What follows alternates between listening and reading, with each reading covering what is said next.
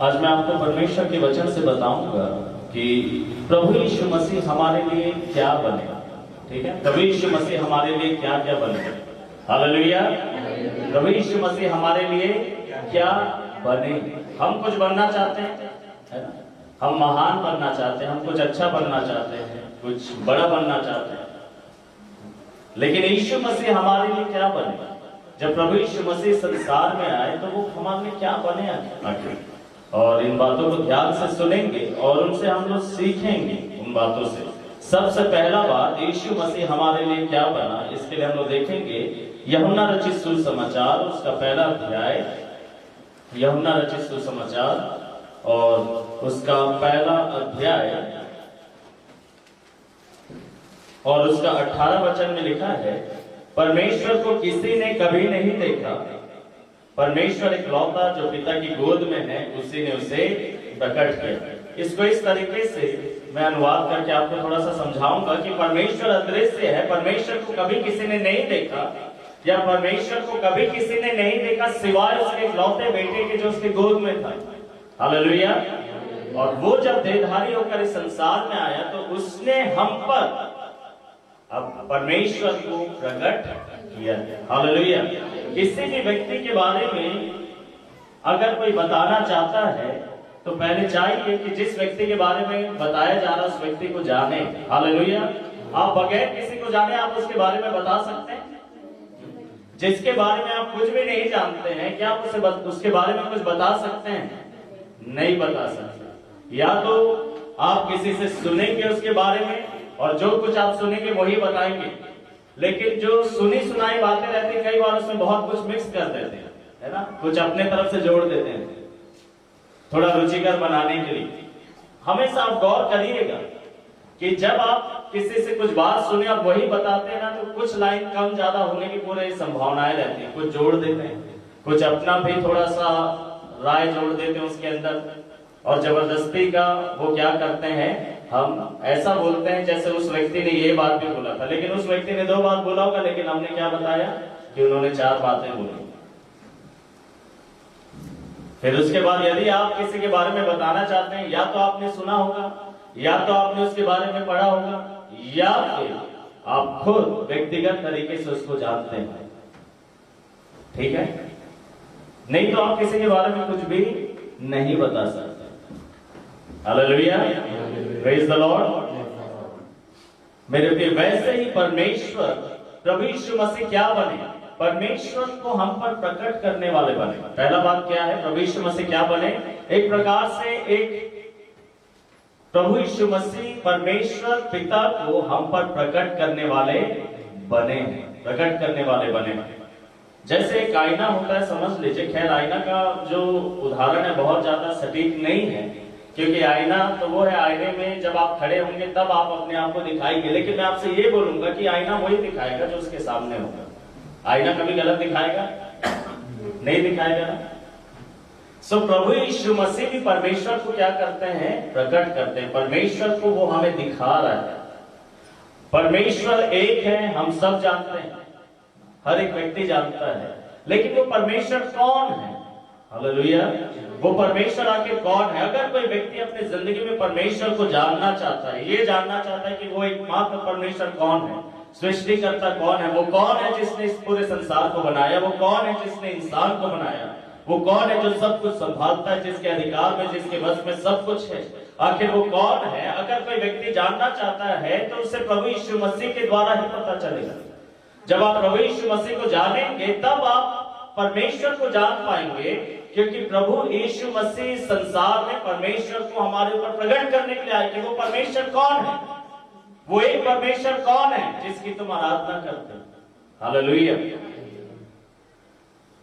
क्योंकि बाइबल बताती है परमेश्वर को कभी किसी ने नहीं देखा, तो अगर उस परमेश्वर को जिसे किसी ने नहीं देखा अगर कोई जानना चाहता है तो कैसे जानेगा। कोई तो हो जो हमारी मदद कर सके, और वो स्वयं प्रभु यीशु मसीह है जो परमेश्वर को हम पर प्रकट करता है। एक रेफरेंस को हम लोग पढ़ेंगे मेरे प्रियो, कुलुसियों की पत्री उसका 2 अध्याय, कुलुसियों की पत्री और उसका 2 अध्याय उसका 8 और 9 पद में लिखा है, सावधान रहो कि कोई तुम्हें उस तत्व ज्ञान और व्यर्थ की बातों के द्वारा भ्रम में ना डाले, जो मनुष्यों की परंपरा और जगत की प्रारंभिक शिक्षा के अनुसार तो है, पर मसीह के अनुसार नहीं। क्योंकि उसमें अर्थात प्रभु यीशु मसीह में, क्योंकि प्रभु यीशु मसीह में परमेश्वरत्व की समस्त परिपूर्णता सदैव वास करती है। प्रभु यीशु मसीह में परमेश्वरत्व संपूर्णता में वास करता है। और अगर आप परमेश्वर को जानना चाहते हैं तो आपको प्रभु यीशु मसीह को जानना होगा, ताकि आप प्रभु यीशु मसीह में परमेश्वर को जान सकें। एक और रेफरेंस को हम लोग पढ़ेंगे मेरे प्रिय, यूहन्ना रचित सुसमाचार, यूहन्ना रचित सुसमाचार और उसका 14 अध्याय। प्रभु यीशु मसीह चेलों को कई बातों को सिखा रहे थे इससे पहले कि प्रभु यीशु मसीह मारे जाए और फिर तीसरे दिन मृतकों में से जी उठकर स्वर्ग में उठा लिए जाए। प्रभु यीशु मसीह चेलों को कई बातों को समझा रहे हैं, और समझाते समय में जब चेलों को ये पता चलता है कि प्रभु यीशु मसीह अब कुछ दिन के बाद मार दिए जाएंगे, खुद अपनी मृत्यु की भविष्यवाणी कर रहे हैं और फिर से वो जीवित होकर स्वर्ग में उठा लिए जाएंगे। चेलों को ऐसा लगने लगा कि कुछ चीजें हैं जो अभी यीशु मसीह से हमें पता नहीं चला है और हमें पूछ लेना चाहिए। फिलिप्पुस नाम का एक चेला प्रभु यीशु मसीह से ऐसा कहता है, यूहन्ना उसका 14 अध्याय और उसके 8वें वचन में, फिलिप्पुस ने प्रभु यीशु मसीह से कहा, हे प्रभु, हमको पिता दिखा दे और यही हमारे लिए पर्याप्त है। ये पिता कौन है? ये परमेश्वर है। मानो फिलिप्पुस ये कह रहा है कि हे प्रभु, हमें परमेश्वर को दिखा दे और यही हमारे लिए पर्याप्त होगा। क्योंकि अभी थोड़े समय के बाद आप खुद बोल रहे हैं कि आपकी मृत्यु हो जाएगी, फिर उसके बाद आप मृतकों में से जी उठेंगे, लेकिन आप हमारे बीच में ज्यादा वक्त बिताएंगे नहीं और आप स्वर्ग में उठा लिए जाएंगे। इसीलिए समय रहते ही हम आपसे पूछ लेना चाहते हैं, जान लेना चाहते हैं। और वो क्या बोल रहा है कि हमें परमेश्वर दिखा दे और यही काफी होगा। मानो यीशु मसीह काफी नहीं है, तब प्रभु यीशु मसीह ने क्या कहा? प्रभु यीशु मसीह ने फिलिप्पुस से कहा 9 पद में, फिलिप्पुस, मैं इतने समय से तुम्हारे साथ हूं, फिर भी तू मुझे नहीं जानता। जिसने मुझे देखा है उसने पिता अर्थात परमेश्वर को देखा है। हालेलुया। तो कैसे कह सकता है कि मुझे पिता दिखा दे?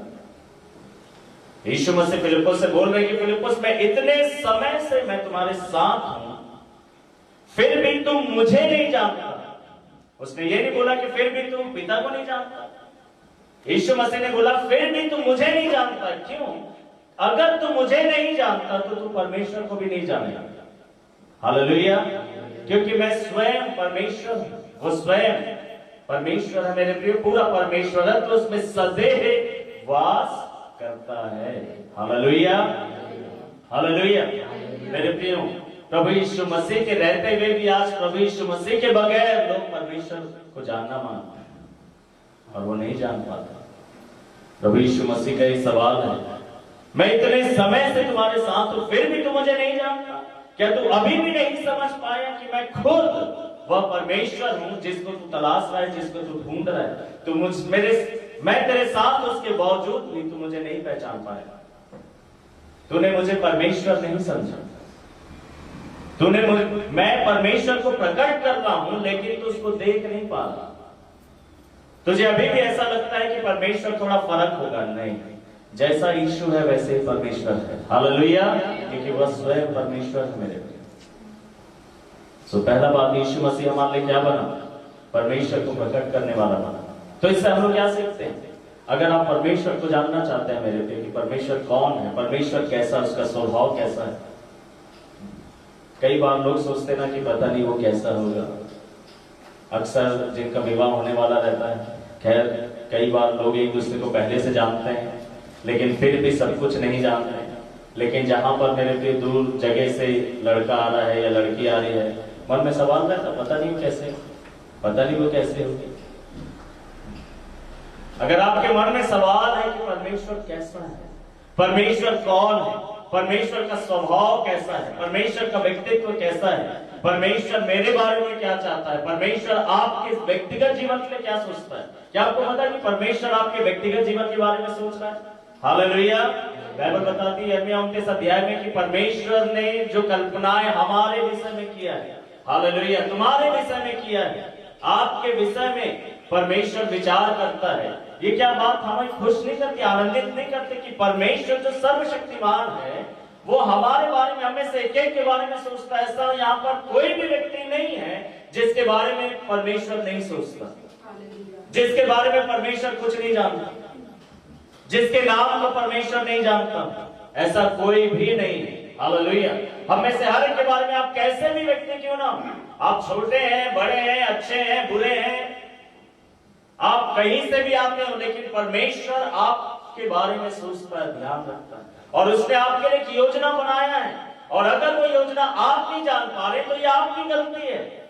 आपको पूछना चाहिए कि परमेश्वर आप मेरे बारे में क्या सोचते हैं, परमेश्वर आप मेरे बारे में क्या योजना बना रहे हैं, आप क्या चाहते हैं कि मैं अपनी जिंदगी में करूं। ये आपकी जिम्मेदारी है कि परमेश्वर से पूछें, क्योंकि कई बार मनुष्य दुनिया में इतना खो जाता है कि वो इस बात को पूछना ही भूल जाता है। हम अपने दिनचर्या में इतने व्यस्त होते हैं, दुनियादारी में इतना व्यस्त रहते हैं कि परमेश्वर से हम ये बोलना ही भूल जाते हैं कि प्रभु तूने हमारे बारे में सोचा क्या, तू चाहता क्या है। हम कई बार यही बताते रह जाते हैं कि हम क्या चाहते हैं, लेकिन कई बार हम नहीं पूछते कि प्रभु तू क्या चाहता है। Hallelujah, praise the lord, hallelujah. Samuel के अपने जिंदगी में सबसे पहली प्रार्थना जो समवेल ने किया वो ये था कि प्रभु बोल, तेरा दास। फर्स्ट अपने जीवन में किया गया पहला प्रार्थना कि प्रभु तू जो बोलना चाहता है उसको मैं सुनना चाहता हूँ। हालेलुया। उसकी प्रार्थना ये नहीं थी कि प्रभु जो मैं मांगूंगा वो तो मुझे दे देना, मैं जो कुछ बोल रहा हूं प्रभु उस पर तो कान लगाना। उसकी पहली प्रार्थना ये नहीं थी उसकी जिंदगी की। उसकी पहली प्रार्थना थी कि प्रभु जो भी आप बोलना चाह रहे हैं आप बोलिए, मैं सुन रहा हूं। हालेलुया। मेरे प्रिय, परमेश्वर को अगर आप जानना चाहते हैं कि परमेश्वर कौन है, वो कौन है जिसने इस दुनिया को बनाया, वो कौन है जिसने आपको बनाया। हालेलुया।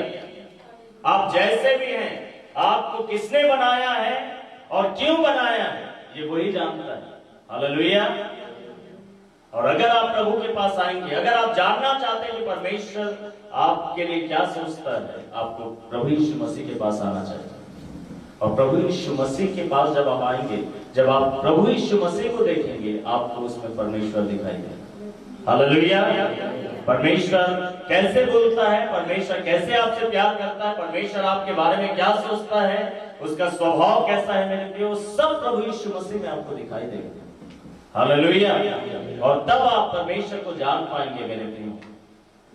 सो प्रभु यीशु मसीह क्या बना, परमेश्वर को हम पर प्रकट करने वाला बना। दूसरा बात, प्रभु यीशु मसीह और क्या बने, यूहन्ना रचित सुसमाचार और उसका पहला अध्याय को पढ़ेंगे। यूहन्ना रचित सुसमाचार उसका पहला अध्याय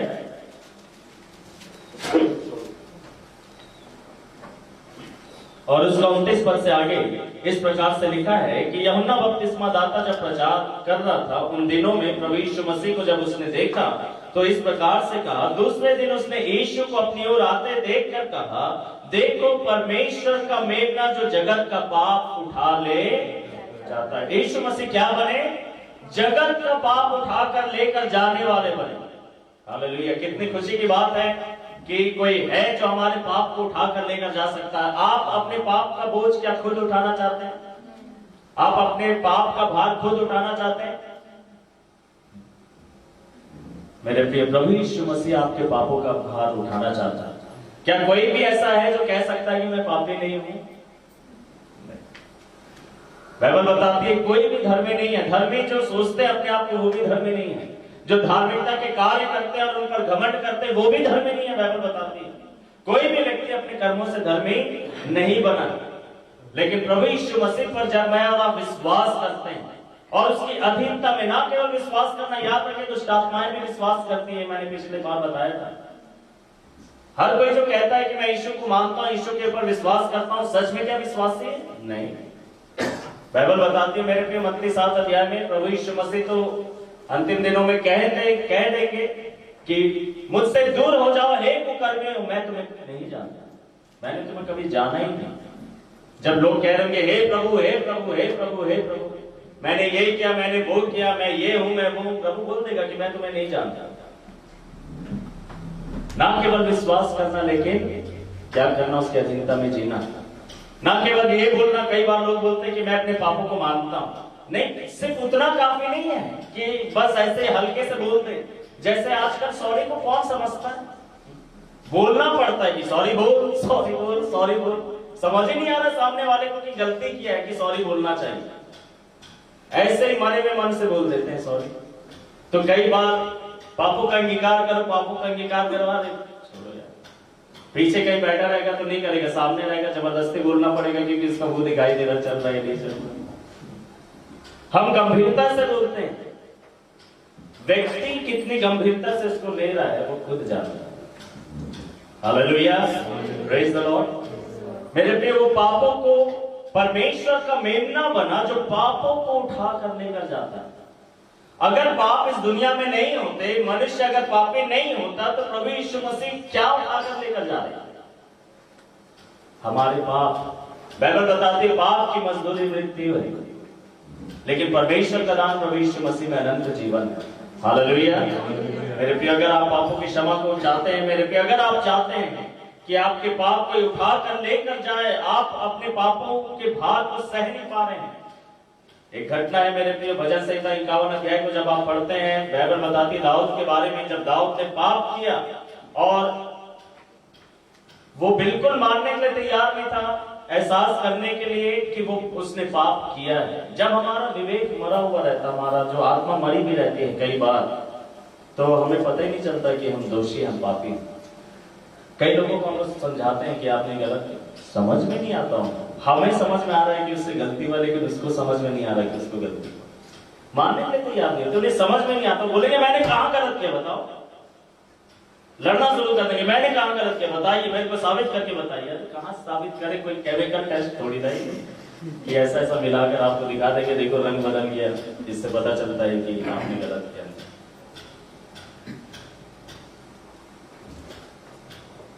मेरे दाऊद को पता ही नहीं चल रहा था कि उसने गलत किया,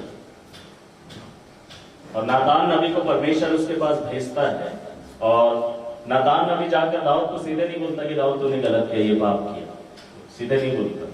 नातान नबी उसको एक कहानी बताता, ऐसा ऐसा तेरे राज्य में हुआ कर।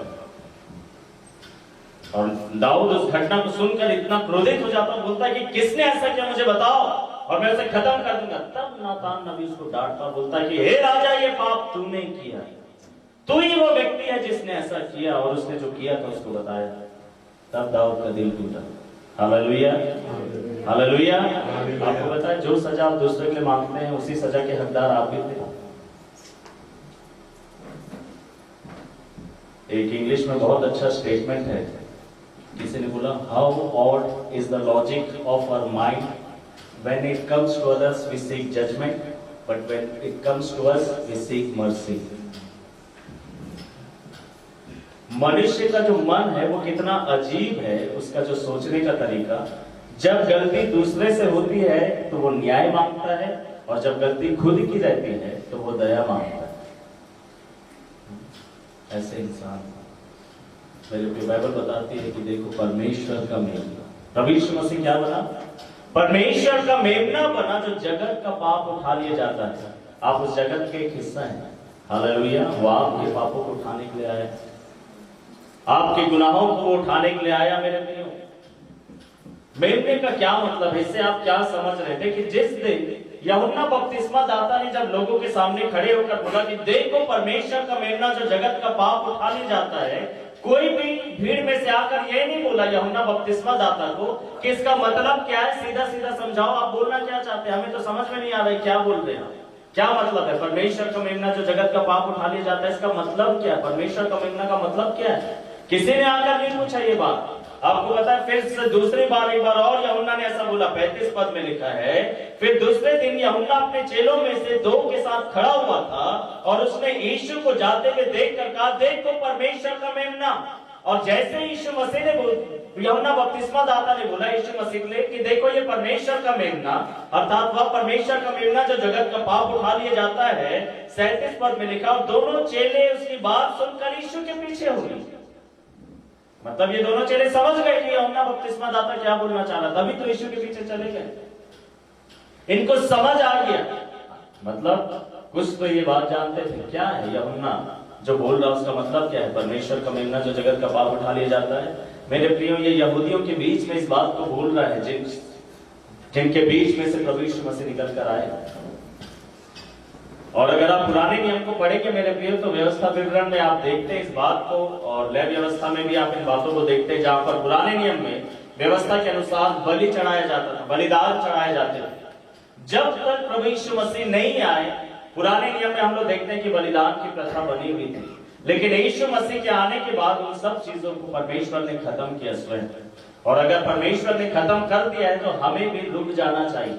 और अगर परमेश्वर ने खत्म कर दिया है लेकिन हम उसी प्रथा में अगर बढ़ते रहेंगे, चलते रहेंगे, तो उससे हमें कोई फायदा नहीं होने का, क्योंकि परमेश्वर ने बोला है कि अब इसको करने की जरूरत नहीं है। और अगर हम करते रहेंगे तो हम बेकार में बर्बादी कर रहे हैं। परमेश्वर ने एक नया रास्ता निकाला अपने पुत्र को भेजकर। क्यों? पुराने नियम में अगर परमेश्वर ने ये व्यवस्था दिया था, आज्ञा दिया था, ये तरीका ठहराया था पापों की क्षमा के लिए कि अगर किसी व्यक्ति से पाप हो जाए तो वो बलिदान चढ़ाएगा, वो मेमने का बलिदान चढ़ाएगा, किसी पशु को ले जाएगा और उसका बलिदान चढ़ाएगा। और उसका तरीका क्या था कि वो एक पशु को लेकर, जिसमें मेमना भी शामिल है, एक मेमने को लेकर मिलाप वाले तंबू के पास जाएगा। और जो याजक जिनको परमेश्वर ने परमेश्वर के भवन की सेवा टहल में रखे थे, वो याजक आएगा और उसकी उपस्थिति में जिस व्यक्ति ने पाप किया है और अपने साथ वो खुद अपना मेमना लेकर आया है, अपने पैसे से क्या कर रहा है, वो मेमना लेकर आ रहा है, और उस मेमने के ऊपर ये पापी व्यक्ति जिससे पाप हो गया अपना हाथ रखेगा मेमने के सर पे। और परमेश्वर ऐसा उस घटना को इस तरीके से लेगा कि जब वो पापी मेमने के ऊपर जो निर्दोष है, जिसने कोई गलत काम नहीं किया, उसके ऊपर जब पापी अपने हाथ को रखेगा तो इस पापी का सारा पाप, सारा गुनाह, अपराध उस मेमने में चला जाएगा। ट्रांसफर होता है। आप लोग पैसे ट्रांसफर करते हैं, कोई शक है? पैसे ट्रांसफर नहीं होते करके? मैं कैसे मानूं? ऐसा बोल सकते हैं आप? ऐसा बोल सकते हैं? होते कि नहीं होते ट्रांसफर? ऐसे ही परमेश्वर ने भी एक विधि ठहराया था जिससे पाप ट्रांसफर हो जाता है।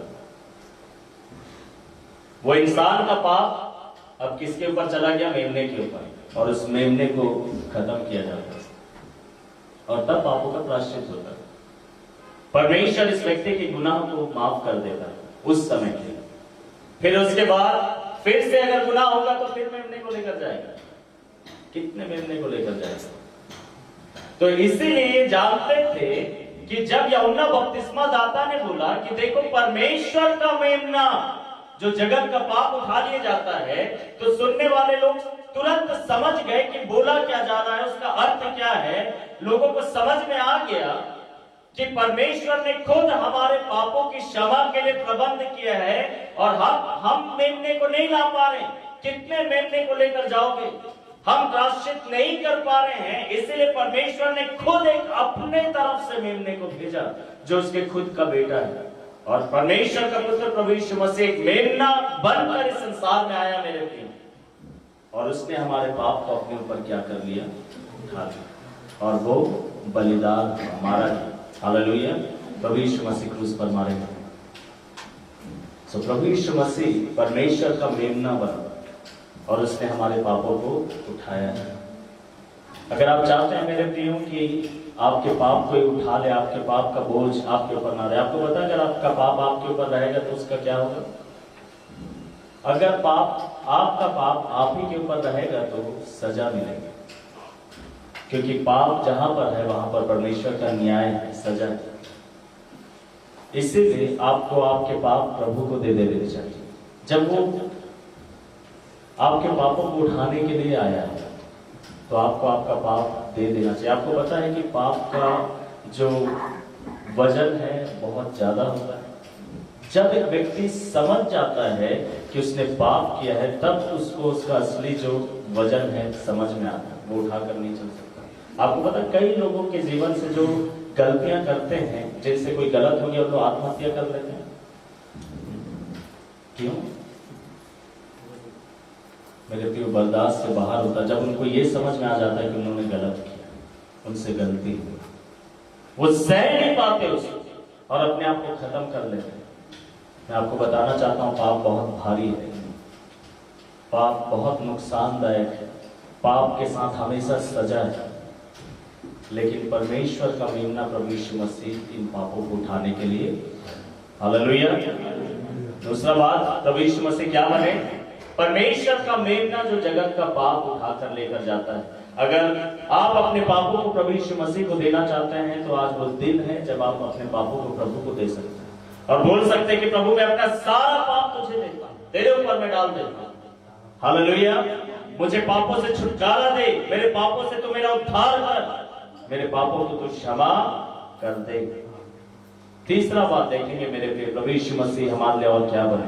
पहला बात आपको याद है, प्रभु यीशु मसीह क्या बने? परमेश्वर पिता को हम पर प्रकट करने वाले बने, हम पर। ठीक है। दूसरा बात, प्रभु यीशु मसीह क्या बने? परमेश्वर का वह मेमना जो जगत का पाप उठा ले जाता है, परमेश्वर का वह मेमना जो मेरे पाप उठा ले जाता है, परमेश्वर का वह मेमना जिसने आपके पापों को भी उठाया, आपके पापों को उठा ले जाना चाहता है। अगर आप खुद प्रार्थना करेंगे, प्रभु को बोलेंगे कि प्रभु मेरे पापों को क्षमा कर दो, मेरे पापों को मैं आपके हाथों में दे देता हूं, मुझे छुड़ा लीजिए, पापों से बचा लीजिए, पापों की सजा से बचा लीजिए, पाप की जो मजदूरी मृत्यु है उससे मुझे बचा लीजिए, तो प्रभु यीशु मसीह की क्षमा को आप अपने जीवन में महसूस करेंगे। और आप इस बात को अगर दिल से मांगेंगे तो आप इस बात को एहसास करेंगे कि सच में परमेश्वर ने आपके पाप को उठा लिया। ये अद्भुत अनुभव है मेरे प्रियो, जो हर एक व्यक्ति को मिलता है जो अपने पापों के लिए क्षमा मांगता है। हालेलुया। तीसरा बात, रोमियो की पत्री उसका 3 अध्याय और उसका 25 पद में आपके पढ़ना चाहता हूं मेरे प्रियो। 3 अध्याय उसका 25 पद, उसी को अर्थात प्रभु यीशु मसीह को परमेश्वर ने उसके लहू में विश्वास के द्वारा प्रायश्चित ठहराकर खुला प्रदर्शित किया। प्रभु यीशु मसीह हमारे लिए प्रायश्चित बना। हालेलुया। क्या बना वो? प्रायश्चित बना। प्रायश्चित होता क्या है? आप अपने गुनाहों के लिए प्रायश्चित कर रहे हैं, आप अपनी गलती के लिए प्रायश्चित कर रहे हैं करके आप कुछ करके दिखाते हैं। कई बार कुछ ले कर देते हैं प्रायश्चित के तौर पर, कुछ बदल कर दिखाते हैं अपने आप को। आप उस सच्चाई को दर्शाना चाहते हैं कि आप प्रायश्चित कर रहे हैं, आप साबित करना चाहते हैं कि आपको सच में खराब लगा ये बात, आप सच में बदल गए, आप सच में सच बोल रहे हैं। कई लोग झूठ इतना बोलते हैं कि यकीन ही नहीं होता कि वो सच भी बोलेंगे। हालेलुया। मेरे लिए प्रायश्चित ठहराकर मेरे और आपके पापों का प्रायश्चित प्रभु यीशु मसीह है। हालेलुया। आप अपने पापों के लिए क्या लेकर जाओगे? प्रायश्चित के तौर पर क्या लेकर जाओगे परमेश्वर के पास? बाइबल बताती है मेरे लिए, भजन संहिता की किताब में, संसार और संसार का सब कुछ तो परमेश्वर का है, आप उसे क्या दोगे बदले में? आप जो कुछ भी ले जाकर दोगे वो सब परमेश्वर का है। आप अपने पास से जो कुछ देते आपको पता वो आपका नहीं है, आपको परमेश्वर ने दिया और आप उसी में से परमेश्वर को देते हैं। हालेलुया। मेरे प्रियो, प्रायश्चित बना प्रभु यीशु मसीह। हमने कुछ भी नहीं दिया है परमेश्वर को, परमेश्वर ने अपने पुत्र को दिया प्रायश्चित के तौर पर। हालेलुया। प्रभु यीशु मसीह मेरे और आपके पापों का प्रायश्चित है। अगर उससे अच्छा प्रायश्चित आप परमेश्वर को कुछ चढ़ा सकते हैं तो आप करिए। आपको लगता है कि इससे अच्छा प्रायश्चित भी कुछ आप कर सकते हैं? कुछ और बेहतर आप चढ़ा सकते हैं परमेश्वर को? जो प्रायश्चित परमेश्वर ने ठहराया है उसको हटाकर क्या आप उससे अच्छा कुछ रख सकते हैं उसकी जगह में, उस मेज में? रख सकते? नहीं रख सकते। मेरे प्रिय, इसीलिए आपको अपना हाथ पैर मारने की जरूरत नहीं है कि आप कुछ करके दिखाएं, कुछ बेस्ट यीशु मसीह के अलावा कुछ। परमेश्वर तूने तो किया ही किया, लेकिन आज थोड़ी देर के लिए प्रभु यीशु मसीह को मेज से हटा देते, मैं अपने तरफ से कुछ ला रहा हूं। देखिए, उस प्रायश्चित को मेरे प्रिय जो परमेश्वर ने मेरे और आपके लिए ठहराया है, आप उसे स्वीकार करिए। हालेलुया। प्रभु यीशु मसीह को आप स्वीकार करिए अपने जिंदगी में, क्योंकि वही आपके पापों का प्रायश्चित है। और अगर वो पापों का जो प्रायश्चित प्रभु यीशु मसीह है वो सदैव आपकी जिंदगी में होना चाहिए। हालेलुया। वो प्रभु यीशु मसीह जो परमेश्वर के प्रायश्चित को दर्शाता है वो सदैव आपकी जिंदगी में होना चाहिए, ताकि परमेश्वर देखे और इस बात को जान जाए कि आप अपने तरफ से कुछ लेकर नहीं आ रहे हो, लेकिन जिस प्रबंध को प्रभु परमेश्वर ने आपने किया है, आपने उसे अपनी जिंदगी में ग्रहण किया है और वो आपके साथ है आपके जीवन में। तीसरा बात, प्रभु यीशु मसीह हमारा प्रायश्चित ठहरा है मेरे लिए। एक और रेफरेंस को हम लोग पढ़ेंगे इसे समझने के लिए। यूहन्ना की पहली पत्री, पहला यूहन्ना और उसका दूसरा अध्याय और उसका पहला पद से आगे मैं पढ़ रहा हूं। मेरे बच्चों, मैं तुम्हें ये बातें इसलिए लिख रहा हूं कि तुम पाप ना करो। पाप ना किया जाए ये परमेश्वर की इच्छा है। आप में से कोई चाहते हैं कि आपके बच्चे गलत करें? आप चाहते हैं? कोई भी माता पिता चाहते होंगे कि उनके बच्चे गलत काम करें? कोई भी नहीं चाहते। परमेश्वर बोल रहा है कि मैं चाहता हूं कि तुम पाप ना करो। लेकिन आगे क्या लिखा है? परंतु यदि कोई पाप करता है, अगर किसी से गलती हो जाता है, कई बार लोग बोलते हैं ना कि भैया हम नहीं चाहते कि हम ऐसा करें लेकिन हमसे हो जाता है। हम बहुत कोशिश करते हैं लेकिन फिर भी हो जाता है। 4-5 दिन ठीक रहते हैं लेकिन 6वें दिन फिर हम खराब हो जाते हैं, बिगड़ जाते हैं। मेरे प्रिय, अगर कोई चीज बार बार ऐसे बिगड़ जाती है तो उसको ठीक किया जा सकता है। जैसे हम करते हैं कि अगर हमने सोचा है बार बार कौन बनाएगा, बदल ही देते हैं, ठीक है, वो एक अलग बात है। लेकिन अगर परमेश्वर भी ऐसा बोले यार बार बार क्या इसको ठीक करना, बदल ही देते, इसको खत्म ही कर देते इस इंसान, बड़ा मुश्किल हो जाएगा। मैं तुम्हें इसलिए लिख रहा हूं कि तुम पाप ना करो, परंतु यदि कोई पाप करता है तो पिता के पास हमारा एक सहायक है, अर्थात यीशु मसीह जो धर्मी है। अगर कोई पाप कर गया है तो उसकी मदद करने के लिए यीशु मसीह है। क्या मदद करेगा? हमारे दोस्त होते ना, जवान लोग यहाँ पर बैठे हैं, और मेरे भी एक से एक दोस्त थे, हम लोग खूब नशा करते थे। मैं आप लोगों को बताना चाहता हूँ, जवान, मैं नहीं जानता कि आप में से कोई नशा करते नहीं करते। कुछ लोग नशा करते थे, वो एक बात अलग है। मैं भी खूब शराब पीता था, खूब सिगरेट जो धुआं उड़ाने वाला नशा है वो तो हम लोग बचपन से कर रहे थे, मैं और मेरा छोटा भाई मिलकर। और जैसे थोड़ा सा बड़े हुए, उम्र में आए, तो फिर उसके बाद शराब पीने लगे। मेरे दोस्त तो बहुत धर्मी सोचते थे, मेरे को उनको पता नहीं था कि मैं इतना अति हो सकता हूँ करके। लेकिन एक बार एक रेलवे क्वार्टर खाली मिला, कोई जानने वाले रहते थे, वो कहीं घूमने के लिए गए, तो मेरे दोस्त को जानने वाले थे, उन्होंने बोला कि तुम आकर रात को यहीं ठहरना। तो जो जवान लोग ऐसे ही होते हैं ना, और अगर बदमाशी करने वाले हैं तो ऐसे ही रहते हैं, फिर अकेले नहीं करते, तो 4 के साथ जैसे दुष्टात्मा जब आती है तो और लेकर आते हैं। हम लोग चाहते हैं कि हम लोग मिल के क्या करें, तो हम लोग 5-6 दोस्त वहीं पर, उसको अकेले ठहरने के लिए बोले तब सब चले गए। और वो जो क्वार्टर था, मैं जिस रेलवे क्वार्टर में रहता था, हमारा जो रेलवे क्वार्टर था उससे 2-3 क्वार्टर्स छोड़कर ही वो था। और हम लोग गए रात में, और उन लोग बियर लेकर आए, शराब लेकर आए, और पिए जा रहे। अब मेरा मन ललचा रहा है। उल्लू को लग रहा है कि ये बहुत अच्छा लड़का है, इसको क्यों बिगाड़ता हो? उनको क्या पता कि 1 से 4 कदम आगे, कुछ पता ही नहीं। वो मेरे बचपन के दोस्त थे, लेकिन मेरे उन गुनाहों को नहीं जानते। आपके बचपन से दोस्त जो हैं वो भी आपके पापों को नहीं जानते, उनके कई। लेकिन बाइबल बताती है मेरे पाप एक दिन प्रकट हो ही जाता, छिप नहीं सकता। बहुत जब ज्यादा हो गया तो मैंने बोला लाओ यार मेरे को भी दो, मैंने छीना उनसे। और फिर जो मैंने किया वो देखते रह गए। उन्होंने बोला विजय तू भी बाइबल बताती सब ने, तू भी नहीं सब ने।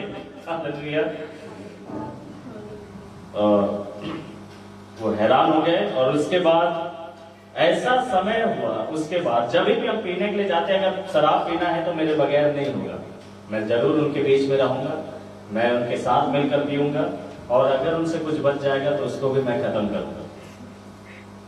मैं अपने ट्यूशन मास्टर के साथ मिलकर शराब पिया, जो मुझे ट्यूशन पढ़ाते थे के साथ, ये जानने के बाद भी कि मेरे बड़े भाई भी वही ट्यूशन पढ़ते हैं। आपको पता है कि जब पाप आपके ऊपर नियंत्रण कर लेता है तो आपके अंदर किसी का डर नहीं रहता, आपको कुछ समझ में नहीं आता कि वहां पर बड़े भाई आते हैं, आपके बड़े पापा आते हैं, आपके पापा आते हैं, आपकी मम्मी आती है, कुछ नहीं, आपका दिमाग कोई काम नहीं करेगा, बस आप धुन में रहेंगे, आप मौका ढूंढेंगे।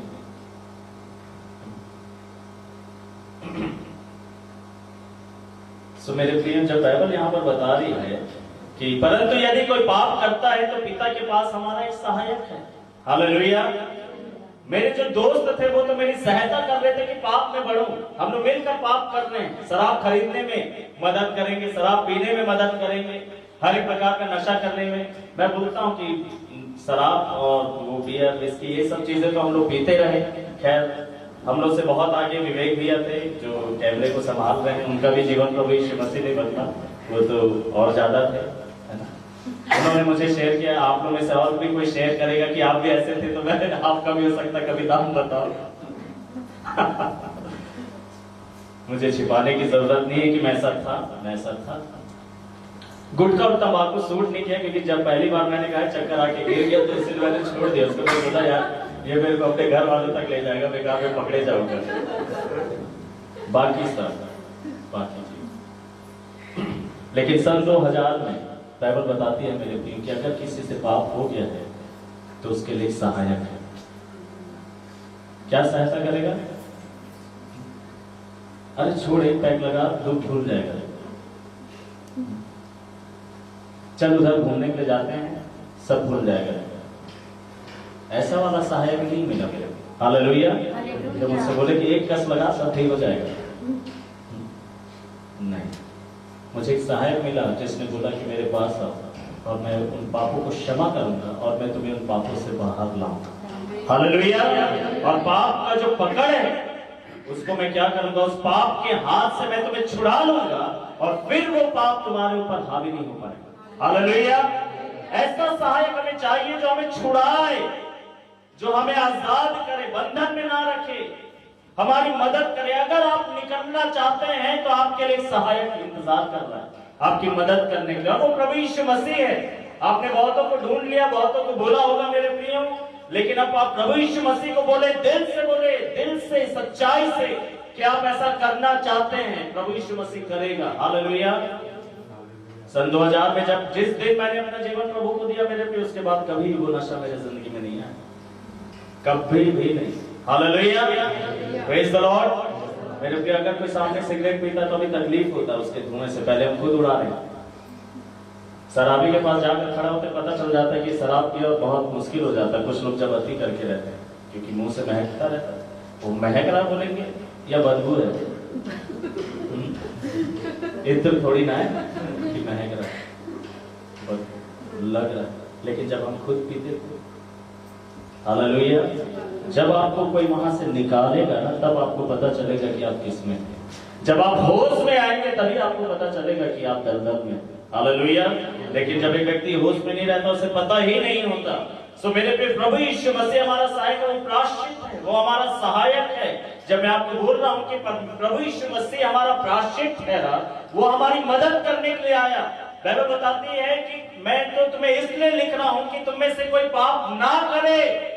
लेकिन फिर भी अगर आप असहाय अपने आप को महसूस करते और आप कहते कि मैं नहीं करना चाहता था, नहीं करना चाहते थे, लेकिन फिर भी हमसे हो बैठा है और हम नहीं रोक पा रहे अपने आप को, बाइबल बताती है कि पिता के पास स्वर्ग में हमारा एक सहायक है, अर्थात यीशु मसीह जो धर्मी है, वह स्वयं हमारे पापों का प्रायश्चित है। और ना हमारा ही नहीं वरन समस्त संसार के पापों का भी प्रायश्चित है। हालेलुया।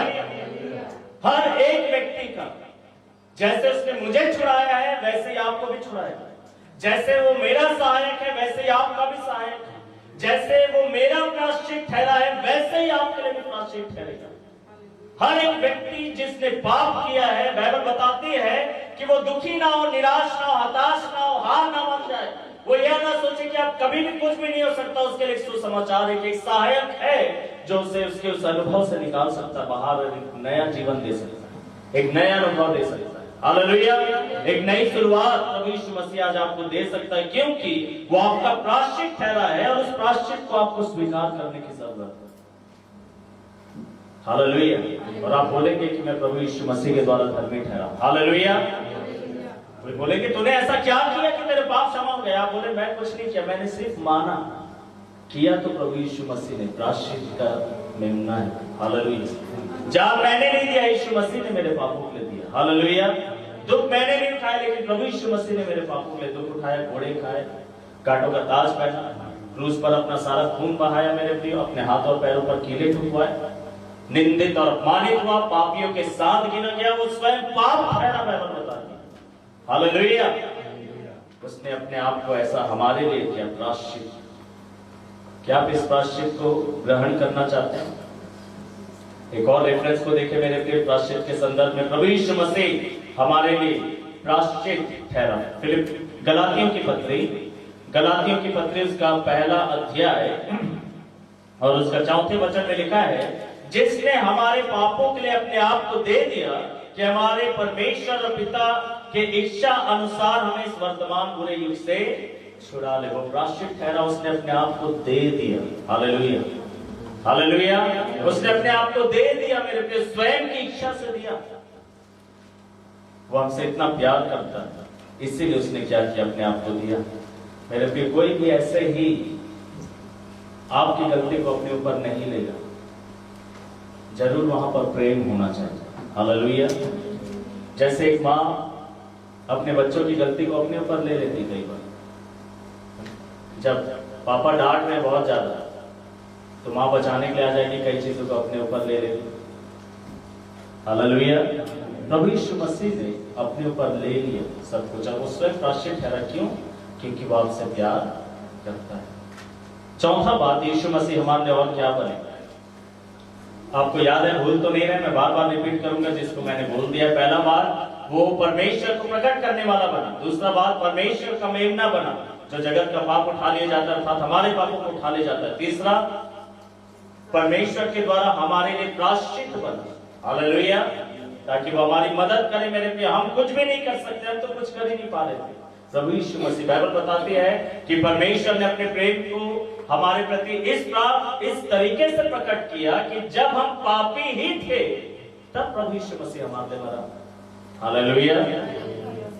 आइए हम लोग आगे देखें। चौथा बात, प्रभु यीशु मसीह हमारे लिए और क्या बने? पहला कुरिन्थियों उसका 5वां अध्याय, पहला कुरिन्थियों उसका 5वां अध्याय और उसका 21 वचन को हम लोग पढ़ेंगे। पहला कुरिन्थियों की पत्री उसका 5वां अध्याय उसका 21 पहला कुरिन्थियों, दूसरा कुरिन्थियों को देखेंगे। दूसरा कुरिन्थियों 5:21 पढ़ के देखें। जो पाप से अज्ञात, हाँ, दूसरा कुरिन्थियों 5:21, जो पाप से अज्ञात था, अनजान था, जो पाप को जानता ही नहीं था। हम में से ऐसा कोई भी नहीं है जो पाप की नहीं जानता, जो गलत क्या है नहीं जानता, कोई भी ऐसा नहीं। बाइबल बताती है कि यीशु मसीह पाप से अनजान था, अज्ञात था। वो पवित्र है, वो परमेश्वर है। हालेलुया। वो स्वर्ग से आया इस जमीन पर। Hallelujah, hallelujah. स्वर्ग में क्या पाप है? हालेलुया। जो पाप से अनजान था, ज्ञात था, पढ़िए। जो पाप से अज्ञात था, हाँ, उसी को उसने हमारे लिए पाप ठहराया। उसी को उसने हमारे लिए क्या ठहराया? पाप ठहराया। प्रभु यीशु मसीह हमारे लिए पाप ठहरा, पापी गिना गया हमारे लिए। जो व्यक्ति पाप को जानता भी नहीं था, मेरे प्रिय, अगर आपने कोई गलती नहीं किया लेकिन आपको सजा देना शुरू कर दे और आपके लिए बहुत सारी बातें बोलना शुरू कर दे और आपको गलत साबित करना शुरू कर दे, आपको कितना खराब लगेगा वो बात, आपसे रहा नहीं जाएगा। नहीं, प्रभु यीशु मसीह को कैसे लग रहा था? क्योंकि वो जो नहीं है वो सारा इल्जाम उनके ऊपर लगाया जा रहा है।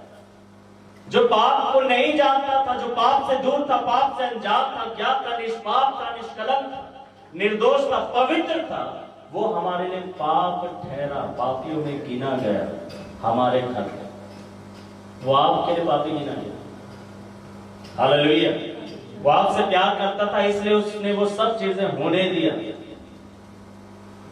मेरे प्रिय, प्रभु यीशु मसीह को बचाने के लिए गतसमनी के बगीचे में जब प्रभु यीशु मसीह को पकड़ने के लिए रोमी सैनिक आए, धोखे के साथ यहूदा इस्करियोती ने प्रभु यीशु मसीह को पकड़वाया। यीशु मसीह को तो क्रूस पर चढ़ना ही था, चाहे यहूदा इस्करियोती धोखा देता या ना देता, लेकिन यीशु मसीह के लिए तो दिन ठहराया गया था। उससे लिए तो प्रभु यीशु मसीह संसार में आए कि मेरे और आपके क्रूस उठाए। निष्पाप, निष्कलंक, निर्दोष, और परमेश्वर का वो प्रायश्चित मेमना। और पतरस बचाना चाहता था और इसलिए अपनी तलवार को लिया और एक सैनिक के कान को काट दिया। प्रभु यीशु मसीह ने पतरस की तरफ देखकर बोला कि पतरस, क्या तुझे नहीं लगता कि अगर मैं पिता से प्रार्थना करूं तो परमेश्वर अपने स्वर्गदूतों की सेना की 12 टुकड़ियों को मेरे लिए भेज देगा, मैं बच सकता हूं। प्रभु यीशु मसीह बोल रहे हैं कि मैं बच सकता हूं। आपको पता है कि बचने के लिए सब तरीका इस्तेमाल कर सकते हैं आप। अगर आपका कोई सोर्स है, पहचान है, और उस पहचान के द्वारा आप बच सकते हैं, तो जब आप मुसीबत में रहेंगे उसका इस्तेमाल करने के लिए सोचेंगे नहीं? सोचेंगे। यीशु मसीह स्वयं परमेश्वर के पुत्र हैं, जिसकी सेवा टहल स्वर्गदूत करते हैं। मेरे प्रिय प्रभु यीशु मसीह ने बोला कि पतरस, क्या तुझे नहीं लगता तू मुझे बचाएगा? तुझे लगता है कि तू मुझे बचा लेगा? प्रभु यीशु मसीह ने बोला कि अगर मुझे बचना ही होता तो मैं खुद प्रार्थना करता, पिता को बोलता, स्वर्गदूतों को आदेश देता, और उस सारे स्वर्गदूत यहां पर होते और मुझे कोई छू नहीं सकता। हालेलुया। बाइबल बताती है मेरे प्रियो कि जब वो सैनिक प्रभु यीशु मसीह के पास आए और उन्होंने पूछा कि यीशु कौन है, अंधेरे में हो सकता नहीं पहचान पा रहे, ठीक से नहीं दिखाई दे रहे, कई लोग यीशु मसीह को देखे नहीं होंगे। प्रभु यीशु मसीह ने बोला मैं हूं, और जैसे ही वो मैं हूं शब्द सुना, मेरे प्रिय बाइबल बताती है वो लोग गिर गए उस सामर्थ के कारण। क्या वो अपने आप को नहीं बचा सकते थे? भाग नहीं जाता वहां से? मेरे प्रिय पापियों में गिना गया। हालेलुया। वो हमारे लिए पापी बना। पापी पाप करके पापी नहीं बना, उसने पापों को उठाया हमारे। हालेलुया। हमारे पापों को उसने उठाया और स्वयं पाप ठहरा, पापी बन गया। मेरे प्रिय, लोग उसके ऊपर इल्जाम लगाने लगे। सो वह जो पाप से अनजान था, ज्ञात था, उसी को उसने हमारे लिए पाप ठहराया। ये कितनी बड़ी बात है मेरे प्रियो कि जब आप यीशु मसीह को आपके लिए ऐसा बनते हुए और ऐसा करते हुए देखते तो आपको क्या समझ में आता है? क्या आपको ये लगता है कि वो उसके अंदर कोई स्वार्थ है इसीलिए कर रहा है? वो इसलिए ये सब कर रहा है ताकि आप और मैं नाश ना हो।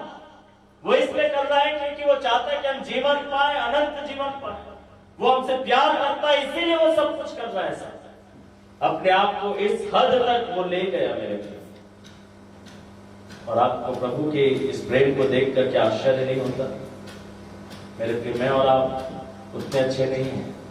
अगर अच्छे सोचते भी हैं तो उतने अच्छे नहीं है कि कोई हमारे लिए ऐसा सैक्रिफाइस करे। हालेलुया।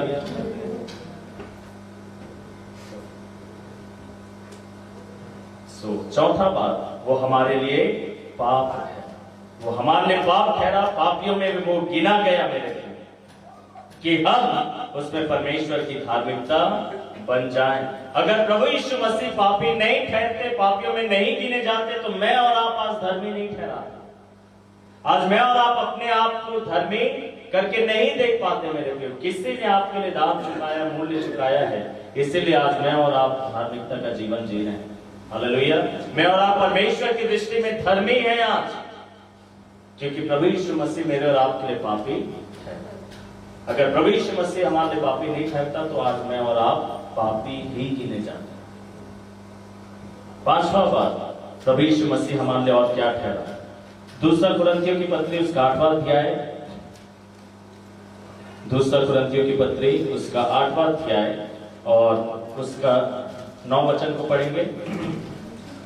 तुम हमारे प्रभु यीशु मसीह का अनुग्रह जानते हो, हाँ, कि वह धनी होकर भी तुम्हारे लिए कंगाल बन गया। वह धनी होकर भी तुम्हारे लिए कंगाल बना, निर्धन बना। तो इसका मतलब क्या है? यीशु मसीह निर्धन बने, कंगाल बने। देखो, परमेश्वर क्या कंगाल है? परमेश्वर तो सब कुछ परमेश्वर का है, सर्वशक्तिमान। जिसको हम धन दौलत संपत्ति में लेकर आते वो भी परमेश्वर ने बनाया। सोना सोना कहां से निकल कर आ रहा है? हीरे मोती कहां से निकल कर आ रहा है? ये सृष्टि तो है, और इस सब को किसने बनाया? परमेश्वर ने बनाया। बाइबल बताती है कि प्रभु यीशु मसीह धनवान होने के बावजूद भी हमारे लिए कंगाल बना, ताकि हम क्या हो जाएं? उसके द्वारा हम क्या हो जाए? धनी हो जाए। इसका क्या मतलब है? खूब पैसे बटोरे। जैसे बोले कि वो कंगाल, वो धनवान था लेकिन कंगाल बन गया ताकि हम धनी बने। सोच रहे अरे हमारा बैंक बैलेंस बढ़ाने के लिए, हमारे घर में नोटों की गड्डियां लाने के लिए। क्योंकि चिल्लर का जमाना तो गया। कोई चाहता है कि उसके घर में चिल्लर इकट्ठे हो? कोई चाहता है? नहीं। नोट इकट्ठे जरूर। ऐसे वाला धनी बनाने के लिए नहीं आए यीशु कि हम सोचे कि हमें पैसे ही पैसे देने के लिए। हालेलुया। मैं इसको आपको समझाऊं कि किस संदर्भ में लिखा गया। अगर आप 8वें अध्याय, आपके बाइबल में कोई हेडिंग है, देखिए। उदारता पूर्वक दान देना। कैसे? उदारता पूर्वक क्या? दान देना। भेंट देने के बारे में। अब बोले पास्टर जी आप घुमा फिरा के भेंट में आ ही जाते हैं, है ना? सिखाने के लिए तो आना ही पड़ेगा, है ना? सब कुछ सिखाना है, केवल एक ही चीज थोड़ी ना सिखाना। आप जिस धन के बारे में सोच रहे हैं वो बगैर भेंट दिए नहीं होगा, याद रखिएगा। ठीक है? प्रभु यीशु मसीह हमारे लिए कंगाल बना। मैं आपको इसको समझाऊंगा। ये उदाहरण देने के बारे में है। देने के बारे में पौलुस जब समझा रहा है कलीसिया को, तो वो कह रहा है कि देखो प्रभु यीशु मसीह जो धनवान है वो हमारे लिए क्या बन गया? कंगाल बन गया। तो क्या तुम बन सकते हो? वो धनवान था लेकिन वो तुम्हारे लिए कंगाल बन गया ताकि तुम धनी बन जाओ। अब तुम धनवान बन गए हो, लेकिन क्या किसी और के लिए तुम अपने आप को खर्च कर सकते हो? तुम अपना खर्च कर सकते हो, खाली कर सकते हो अपने आप? ये एक सवाल जो बोलना चाहता है। हालेलुया। उसने स्वर्ग छोड़ा, स्वर्ग का सब कुछ छोड़ा, सारी महिमा को छोड़ा मेरे प्रिय, और वो कंगाल हो गया। प्रभु यीशु मसीह जिस घर में पैदा हुए, यूसुफ और मरियम। यूसुफ बढ़ई था। बढ़ई का क्या मतलब होता है? जो लकड़ी कारपेंटर। और उस घर में प्रभु यीशु मसीह ने जन्म लिया। वो राजाओं का राजा, प्रभु का प्रभु। तभी तो जो मंजूसी आए थे वो धोखा खा गए। उन्होंने आकर हेरोदेस से बोला कि यहूदियों का राजा जो जन्मा वो कहाँ पर है? महल में कहाँ पर है? बताओ कौन से कमरे में? उसने बोला यहाँ कोई पैदा नहीं हुआ। किसकी बात करते हो? कहाँ पर? गौशाले में उसने जन्म लिया मेरे प्रिय। बढ़ई के बेटा कहलाया। हालेलुया। वो अपने आप को कितना छोटा, क्या कितना निर्धन जैसा हो गया। उसका परिवार, यूसुफ और मरियम बहुत ज्यादा धनवान नहीं थे, गरीब थे। कई लोगों को लगता है ना हम गरीब परिवार में क्यों पैदा होंगे। आपको आपका घर काटता है कि मैं इस परिवार में क्यों पैदा हो गया, मेरे मम्मी पापा उन लोग होते तो ज्यादा अच्छा रहता। कई बार बोलते नहीं कि वो तो भैया सोने का चम्मच अपने मुंह में रखकर पैदा हुआ, हमें खल रहा है कि हम क्यों सोने का चम्मच लेकर पैदा नहीं। अगर हम भी वैसे धनवानों के परिवार में पैदा होते तो आज फिर हमारा भी आप देखते, तब आप बोलते।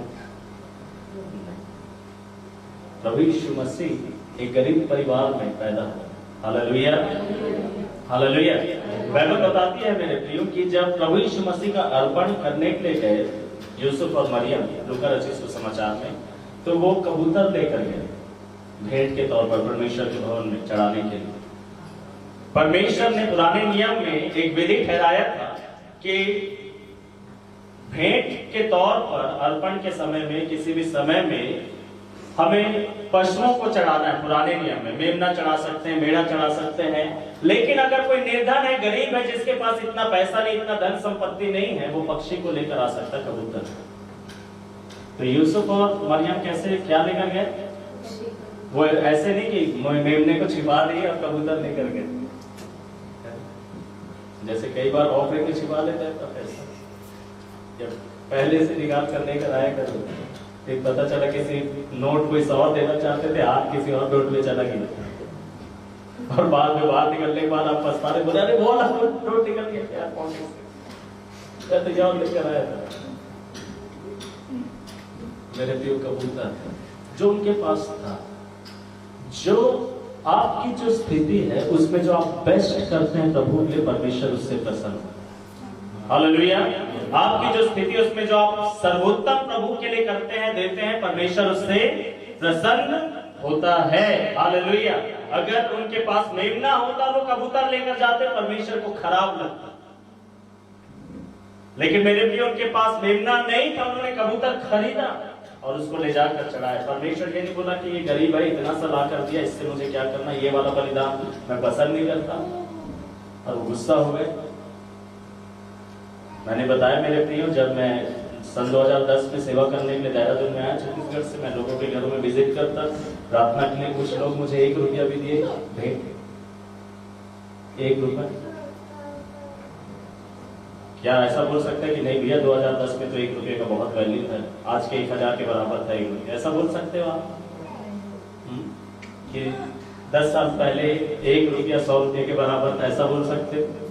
नहीं बोल सकते। लेकिन मैंने लिया धन्यवाद के साथ, क्योंकि उनके पास वही था देने के लिए, उससे ज्यादा नहीं।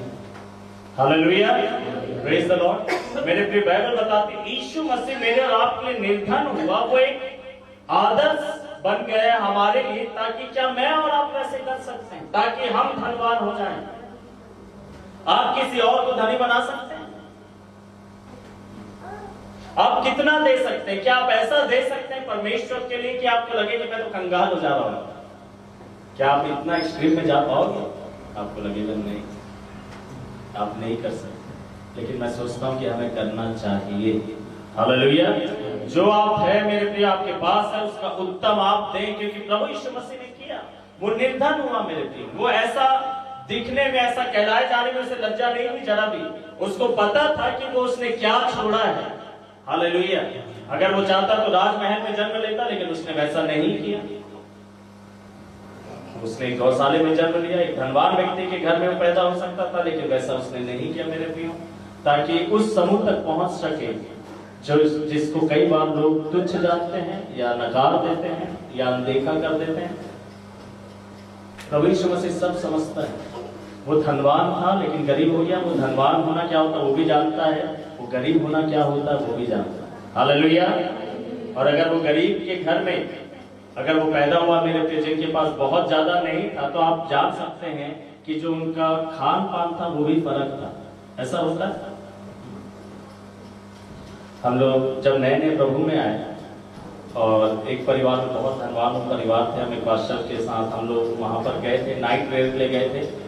तो वो रिफ्रेशमेंट ला कर रखे। रिफ्रेशमेंट देखने के बाद हाथ बढ़ाने का हिम्मत नहीं हो रहा था, क्योंकि ऐसे ऐसे चीजें रखे थे। हम लोग सोचे यार इसको कितना दे, नहीं तो पता चला आप नमकीन लेंगे तो 2 चम्मच लेगी, अब लेकिन वहां पर ड्राई फ्रूट वगैरह अलग अलग चीजें ऐसे ऐसे रखे कि कितना ले, 1 निकाले या 2 निकाले या 1 चम्मच निकाले या 2 चम्मच निकाले। और कोई सोचेगी तब वो दोनों चीजों को जानता। हालेलुया। धनवान होना क्या जानता है, गरीबी जानता है। उनके पास यूसुफ और मरियम के पास जो था वही यीशु मसीह को खिलाया, और यीशु मसीह ने क्या किया, खाया 30 साल तक। कभी गुड़गुड़ाया होगा यीशु मसीह, बोला होगा कि क्या दाल चावल चिकन खिलाते आज मेरे को? कभी बोला होगा यीशु मसीह? आपको लगता है कि गुड़गुड़ाए होंगे? नहीं। आपके हर एक की हालत को यीशु मसीह क्या करता है, जानता है। हालेलुया। इन चीजों से वो होकर गुजरा है। आप जिन बातों से होकर गुजर रहे हैं उनसे प्रभु यीशु मसीह होकर गुजरा है, ताकि आपकी दशा को बिल्कुल वो समझ सके। और वो समझता भी है। हमारे लिए वो निर्धन बन गया मेरे प्रिय, ताकि मैं और आप धनवान बन जाए। हमें वो आशीषित करने के लिए उसने ऐसा किया। अगर वो ऐसा नहीं करता तो शायद आज मैं और आप वैसे आशीषित नहीं होते मेरे प्रिय। लेकिन उसने जो कुछ भी किया हमें आशीषित करने के लिए किया। आइए हम लोग आगे बढ़े। 6वां बात वो और हमारे लिए क्या बना। गलातियों की पत्री उसका 3 अध्याय और उसका 13 वचन। गलातियों की पत्री उसका 3 अध्याय और उसका 13 वचन को पढ़ेंगे। मसीह ने हमारे लिए श्रापित बना, हमें मोल लेकर व्यवस्था के श्राप से छुड़ाया। मसीह हमारे लिए क्या बना है, श्रापित बना है। श्राप आप जानते हैं शब्द को, कर्ज। श्राप सजा लेकर आता है, याद रखें। मैं आपको दोनों में मैं आपको अंतर बताऊंगा। जो पनिशमेंट है और कर्ज जो इस शब्द है, इसमें क्या फर्क है। सजा और श्राप में क्या अंतर है। सजा एक बार दिया जाता है बस, अगर किसी ने गलत किया उसकी सजा बार बार उसको मिलेगी? मिलेगा क्या? उदाहरण के लिए समझ लीजिए कि किसी ने गलती किया, ठीक है, किसी ने गलती किया और उसे सजा दिया गया, तो कितने बार सजा देगा? अगर स्कूल में टीचर ने गलत किया, अभी तो छड़ी नहीं मारने देते टीचर्स को, नहीं तो पहले छड़ी मारते थे, तो मेरी टीचर मेरे को कल के लिए भी छड़ी मारेगी क्या? परसों के लिए भी मारेगी? आज के लिए तो मारेगी ना, क्योंकि कल का तो पता ही नहीं, पता चला कल के लिए भी मार दिया और मैं होमवर्क करके पहुंच गया, बोले करो वापस। ऐसा नहीं है। सजा जो है वो एक बार दिया गया, उस समय के लिए दिया गया और एक बार दिया खत्म। अगली बार आप गलत करोगे फिर सजा होगा। लेकिन जो श्राप रहता है वो एक बार आप करते हैं और हमेशा हमेशा के लिए आपके साथ वो अनुभव जोड़ दिया जाता है। ये श्राप जो एक बार आपने कुछ किया और उसके द्वारा कुछ ऐसे चीज आई जो तुरंत नहीं हटेगी, वो सालों साल पीढ़ी दर पीढ़ी आपके जिंदगी में बने रहेंगे और चलते रहेंगे साथ साथ। ये श्राप है। श्राप सजा से बहुत ज्यादा खतरनाक है, याद रखिए। बाइबल बताती है मेरे प्रियो, अगर मैंने आपको पिछले दिनों बताया कि पूरा बाइबल भी मैं उस समय अभी वो पूरा बाइबल रीड करके मैंने उस पॉइंट्स को नहीं बनाया है, लेकिन श्राप के बारे में जो स्टडी हम लोग कर रहे थे और मैंने एक बार प्रचार भी किया है संडे में, यहाँ से करीब 50 पॉइंट मैंने लिखे हुए हैं बाइबल से जिसके वजह से श्राप आता है जिंदगी में। करीब 50, कम से कम 50। अभी और आगे देखेंगे और उसको पढ़ेंगे तो उसमें और पॉइंट्स होंगे। जरा सोचिए, श्राप आता है, सजा नहीं। श्राप भी एक सजा है, लेकिन एक ऐसी सजा जिसका असर सालों साल पीढ़ी दर पीढ़ी बने रहती है। आप नहीं जानते होंगे, लेकिन आपकी जिंदगी में किसी प्रकार का श्राप काम कर रहा होगा, आपको पता ही नहीं। आप सोचेंगे कि मैंने तो ऐसा कुछ भी नहीं किया, आपने नहीं किया, किसी ने किया है और उसका श्राप, क्योंकि पीढ़ी दर पीढ़ी है, उसका क्वालिटी है, उसका गुण है, उसका स्वभाव है श्राप, वो आपकी जिंदगी में आना शुरू हो जाएगा। आप कैसे छूटेंगे उससे? आप, क्योंकि अगर आपने कुछ ऐसा किया होता जिससे श्राप आ रहा है तब तो आप वो करना बंद करते, लेकिन आपने तो नहीं किया। आपको छुटकारे की जरूरत है, छुड़ाने वाले की जरूरत है, जो आकर आपको क्या करे, छुड़ा सके उन बातों से। और सिर्फ प्रभु यीशु मसीह ही आपको श्राप से आजाद कर सकता है। आपको पता वो आपने श्रापित हुआ, आपके सारे श्राप को अपनी जिंदगी में ले लिया। हालेलुया। अगर आप बाइबल को पढ़ेंगे, पुराने नियम को आपको पढ़ेंगे तो आपको पता चलेगा कि जितनी आज्ञाएं थी उन सारी आज्ञाओं को आपने तोड़ा है। आपको एकदम पता चलेगा। अगर आप 10 आज्ञा को देखेंगे, आपने 10 आज्ञाओं को भी तोड़ा होगा। सबसे सरल आज्ञा जो है उसको भी आपने तोड़ दिया होगा। अब मेरे को बताइए 10 आज्ञा में से सबसे सरल कौन सा है? 10 आज्ञा आप जानते? 10 आज्ञा मैं पढ़ के बताऊं एक बार। 10 आज्ञा ताकि आप सुनकर बताएं कि इसमें से आसान कौन सा। मैं आपके लिए पढ़ता हूं जल्दी से, बुरा मत मानिएगा, लेकिन आप लोग सुनो और आप मेरे को बताना कि इसमें सबसे आसान कौन सा है जो आपको लगता है कि आप कर पाएंगे। निर्गमन में भी है और व्यवस्था विवरण में भी है। निर्गमन 20 अध्याय में है और निर्गमन 5 अध्याय में, लेकिन हम व्यवस्था विवरण 5 में, लेकिन हम निर्गमन 20 से देख रहे हैं। ठीक है, निर्गमन 20 अध्याय और जो 10 आज्ञाएं प्रभु यीशु मसीह ने दिया वो इस प्रकार से है। पहला, तो मुझे छोड़ दूसरों को ईश्वर करके ना मानना। ठीक है, आप ध्यान से सुनना और मेरे को बताना कि सबसे आसान कौन सा है। तो मुझे छोड़ दूसरों को ईश्वर करके ना मानना। दूसरा, तो अपने लिए कोई मूर्ति गढ़कर ना बनाना अथवा ना किसी की प्रतिमा बनाना जो ऊपर आकाश में या नीचे धरती पर या धरती के नीचे जल में है। ना तो तू उनको दंडवत करना और ना ही उनकी उपासना करना, क्योंकि मैं तेरा परमेश्वर यहोवा जलन रखने वाला परमेश्वर हूँ। जो मुझसे बैर करते हैं उनकी संतान को तीसरी और चौथी पीढ़ी तक बाप दादों की दुष्टता का दंड अर्थात श्राप पड़ता है, दंड देता है। जो मुझसे प्रेम रखते हैं और मेरी आज्ञाओं का पालन करते हैं उन हजारों हजार पर करुणा करता है। तीसरा, तू अपने परमेश्वर यहोवा का नाम व्यर्थ ना लेना। चौथा, विश्राम दिन को पवित्र मानने के लिए स्मरण रखना। पांचवा,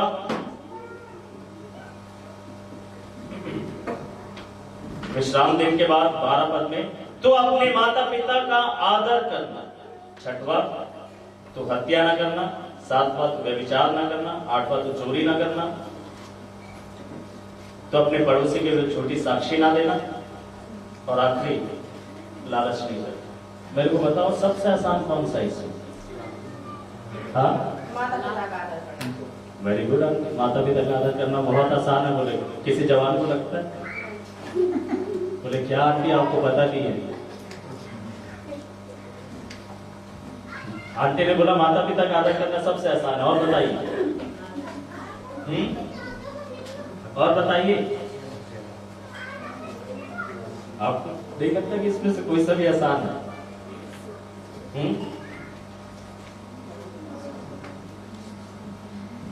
लिखा विश्राम दिन को पवित्र जाता है। आज के संदर्भ में हम लोग क्या बोलते हैं? विश्राम दिन संडे, ठीक है। वैसे विश्राम दिन सैटरडे है, 7वां दिन, लेकिन हमारा नेशनल हॉलीडे है और ये हम रविवार को जो छुट्टी रहता है, और हम सब ये प्रभु के जी उठने का दिन है। सप्ताह के पहले दिन प्रभु यीशु मसीह जी उठे और ये प्रभु के जी उठने का दिन है, इसलिए संडे चर्च हम करते हैं। विश्राम दिन को पवित्र जानना, यहाँ से लोग बोलते रहते हैं कि भाई संडे याद रखो, संडे याद। हम सबको घूमना फिरना पसंद है, घर से बाहर निकलना पसंद है। घर से बाहर निकल के चर्च आना कोई कठिन काम? कोई कठिन काम नहीं। घर से बाहर नहीं निकलना चाहते आप लोग? कई लोगों को बड़ा मुश्किल हो जाता है घर में रहते रहते, तो बोलते हैं हमें थोड़ा सा आउटिंग चाहिए, थोड़ा बाहर जाना चाहते हैं। मैं सोचता हूँ उसमें कुछ नहीं करना है, सिर्फ आपको बाहर निकल कर आके बैठना, लालच से भरे हुए बैठो, झूठ से भरे हुए बैठो, कुछ भी करके बैठो, बस आ जाओ। बहुत ईजी है, लेकिन वो भी नहीं हो पाता हमसे, वो भी नहीं हो पाता। आपको पता है श्राप ऐसे ही काम करना शुरू करता है। अगर श्राप, परमेश्वर चाहता कि अगर हम श्राप में बने रहें तो प्रभु यीशु मसीह हमारे श्रापित नहीं होता। परमेश्वर को पता है कि हम सब कैसे भयानक श्रापों से ग्रसित हैं। तब बाइबल बताती है कि यीशु मसीह हमारे लिए क्या बना? श्रापित बना हमारे लिए। Hallelujah, praise the Lord. क्या आप इस बात से खुश हैं? क्योंकि अगर आप बाइबल को खोलकर पढ़ेंगे पुराने नियम में ना, तो आप डर जाएंगे कि आपके ऊपर कैसे श्राप है। हर प्रकार का श्राप हमारे ऊपर, हर प्रकार। लेकिन प्रभु यीशु मसीह हमारी जगह में क्या हो गया? श्रापित बना, और उसने हमारे सारे श्राप को ले लिया मेरे लिए, और क्रूस पर बलिदान हो गया। फिर से पढ़िए उसी गलातियों की पत्री, उसका 3 अध्याय, उसका 13 वचन को फिर से पढ़िएगा। मसीह ने जो हमारे लिए श्रापित बना, मसीह ने जो हमारे लिए श्रापित बना, हमें मोल लेकर व्यवस्था के श्राप से छुड़ाया। हाँ, हमें कैसे छुड़ाया? वो खुद श्रापित बना और मोल लेकर हमें श्रापों से क्या किया है? छुड़ाया, कीमत देकर। उस श्राप से छुड़ाने के लिए उसे कीमत देना पड़ा, अपनी जान देनी पड़ी, अपना बलिदान करना पड़ा। हालेलुया, खुद को श्रापित ठहराना पड़ा, तब जाकर मैं और आप श्राप से बाहर आते। हालेलुया मेरे प्रिय, क्या आपको लगता है कि किसी प्रकार का श्राप आपकी जिंदगी में है? श्राप को पहचाना जा सकता है।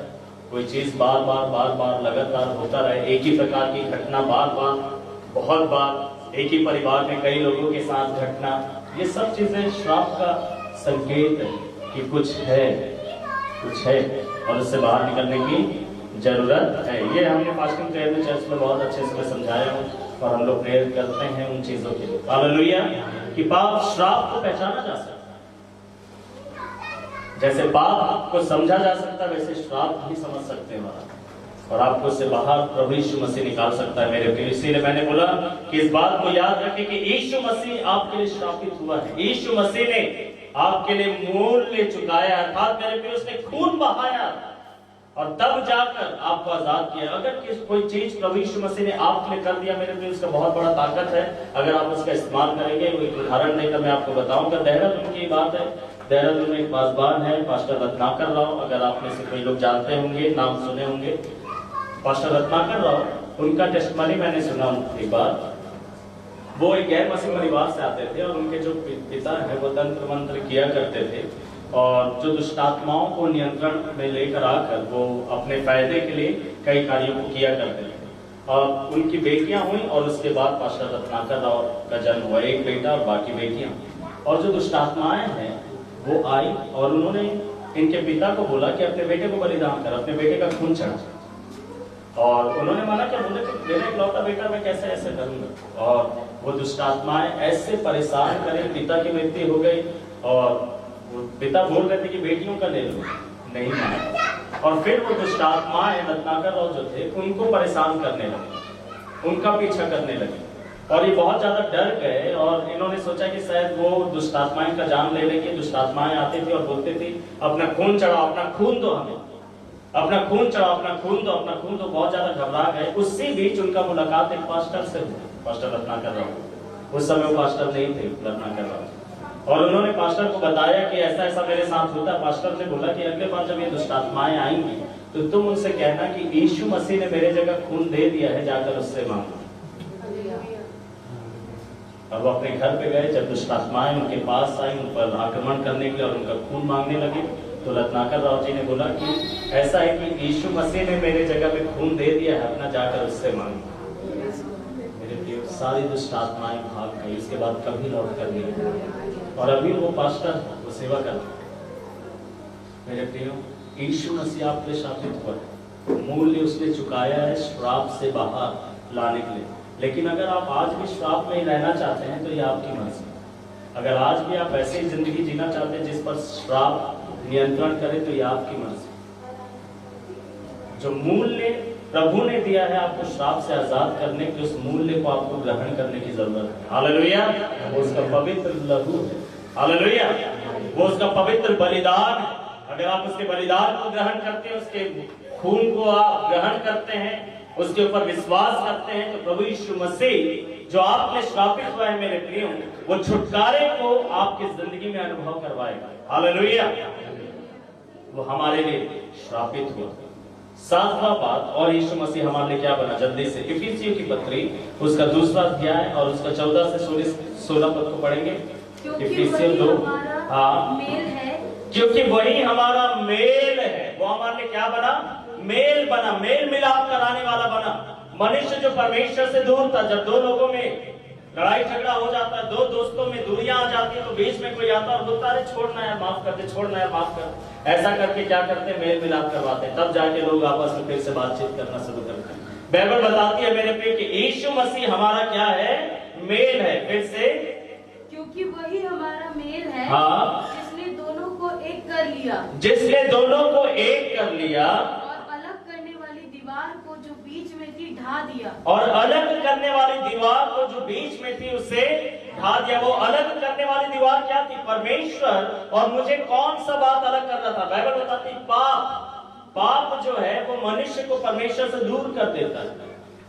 हर बार जब एक व्यक्ति पाप करता है तो उसे ऐसा ही लगता है कि वो परमेश्वर से थोड़ा दूर हो गया, उसके मन में बहुत खराब उसे लगने लगता है। फिर आगे, और अपने शरीर में बैर, हाँ, अर्थात वह व्यवस्था जिसकी आज्ञाएं विधियों की रीति पर थी, हाँ, मिटा दिया। हाँ, मिटा दिया। और इस प्रकार से प्रभु यीशु मसीह ने हमारा मेल मिलाप परमेश्वर से करवाया।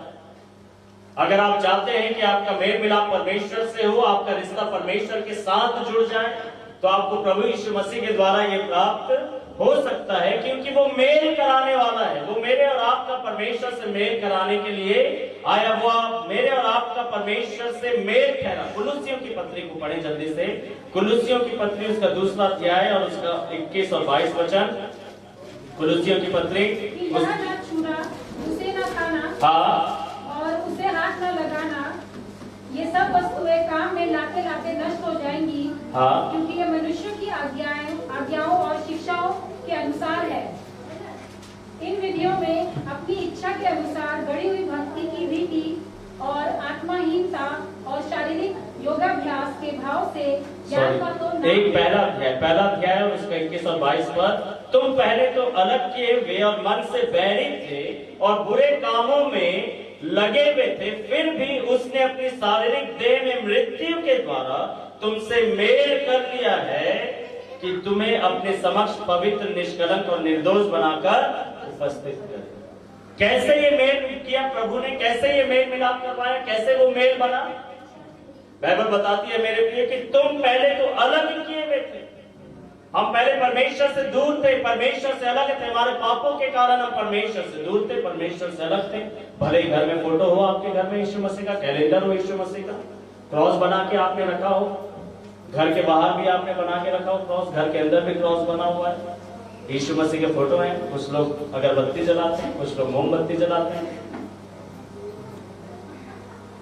आपके घर में बाइबल वेदी पर रखा होगा, अलग से लकड़ी का एक आपने वेदी बनाया होगा, सब कुछ होगा, लेकिन वो चीजें आपको पता है परमेश्वर के नजदीक आपको नहीं ले जाती। आप फोटो के सामने चले गए, इसका ये मतलब थोड़ी ना कि आप यीशु मसीह के नजदीक चले गए। वो तो यीशु मसीह का है भी नहीं फोटो। यीशु मसीह कैसे दिखता था आपको पता है क्या? कैसे मेल हो?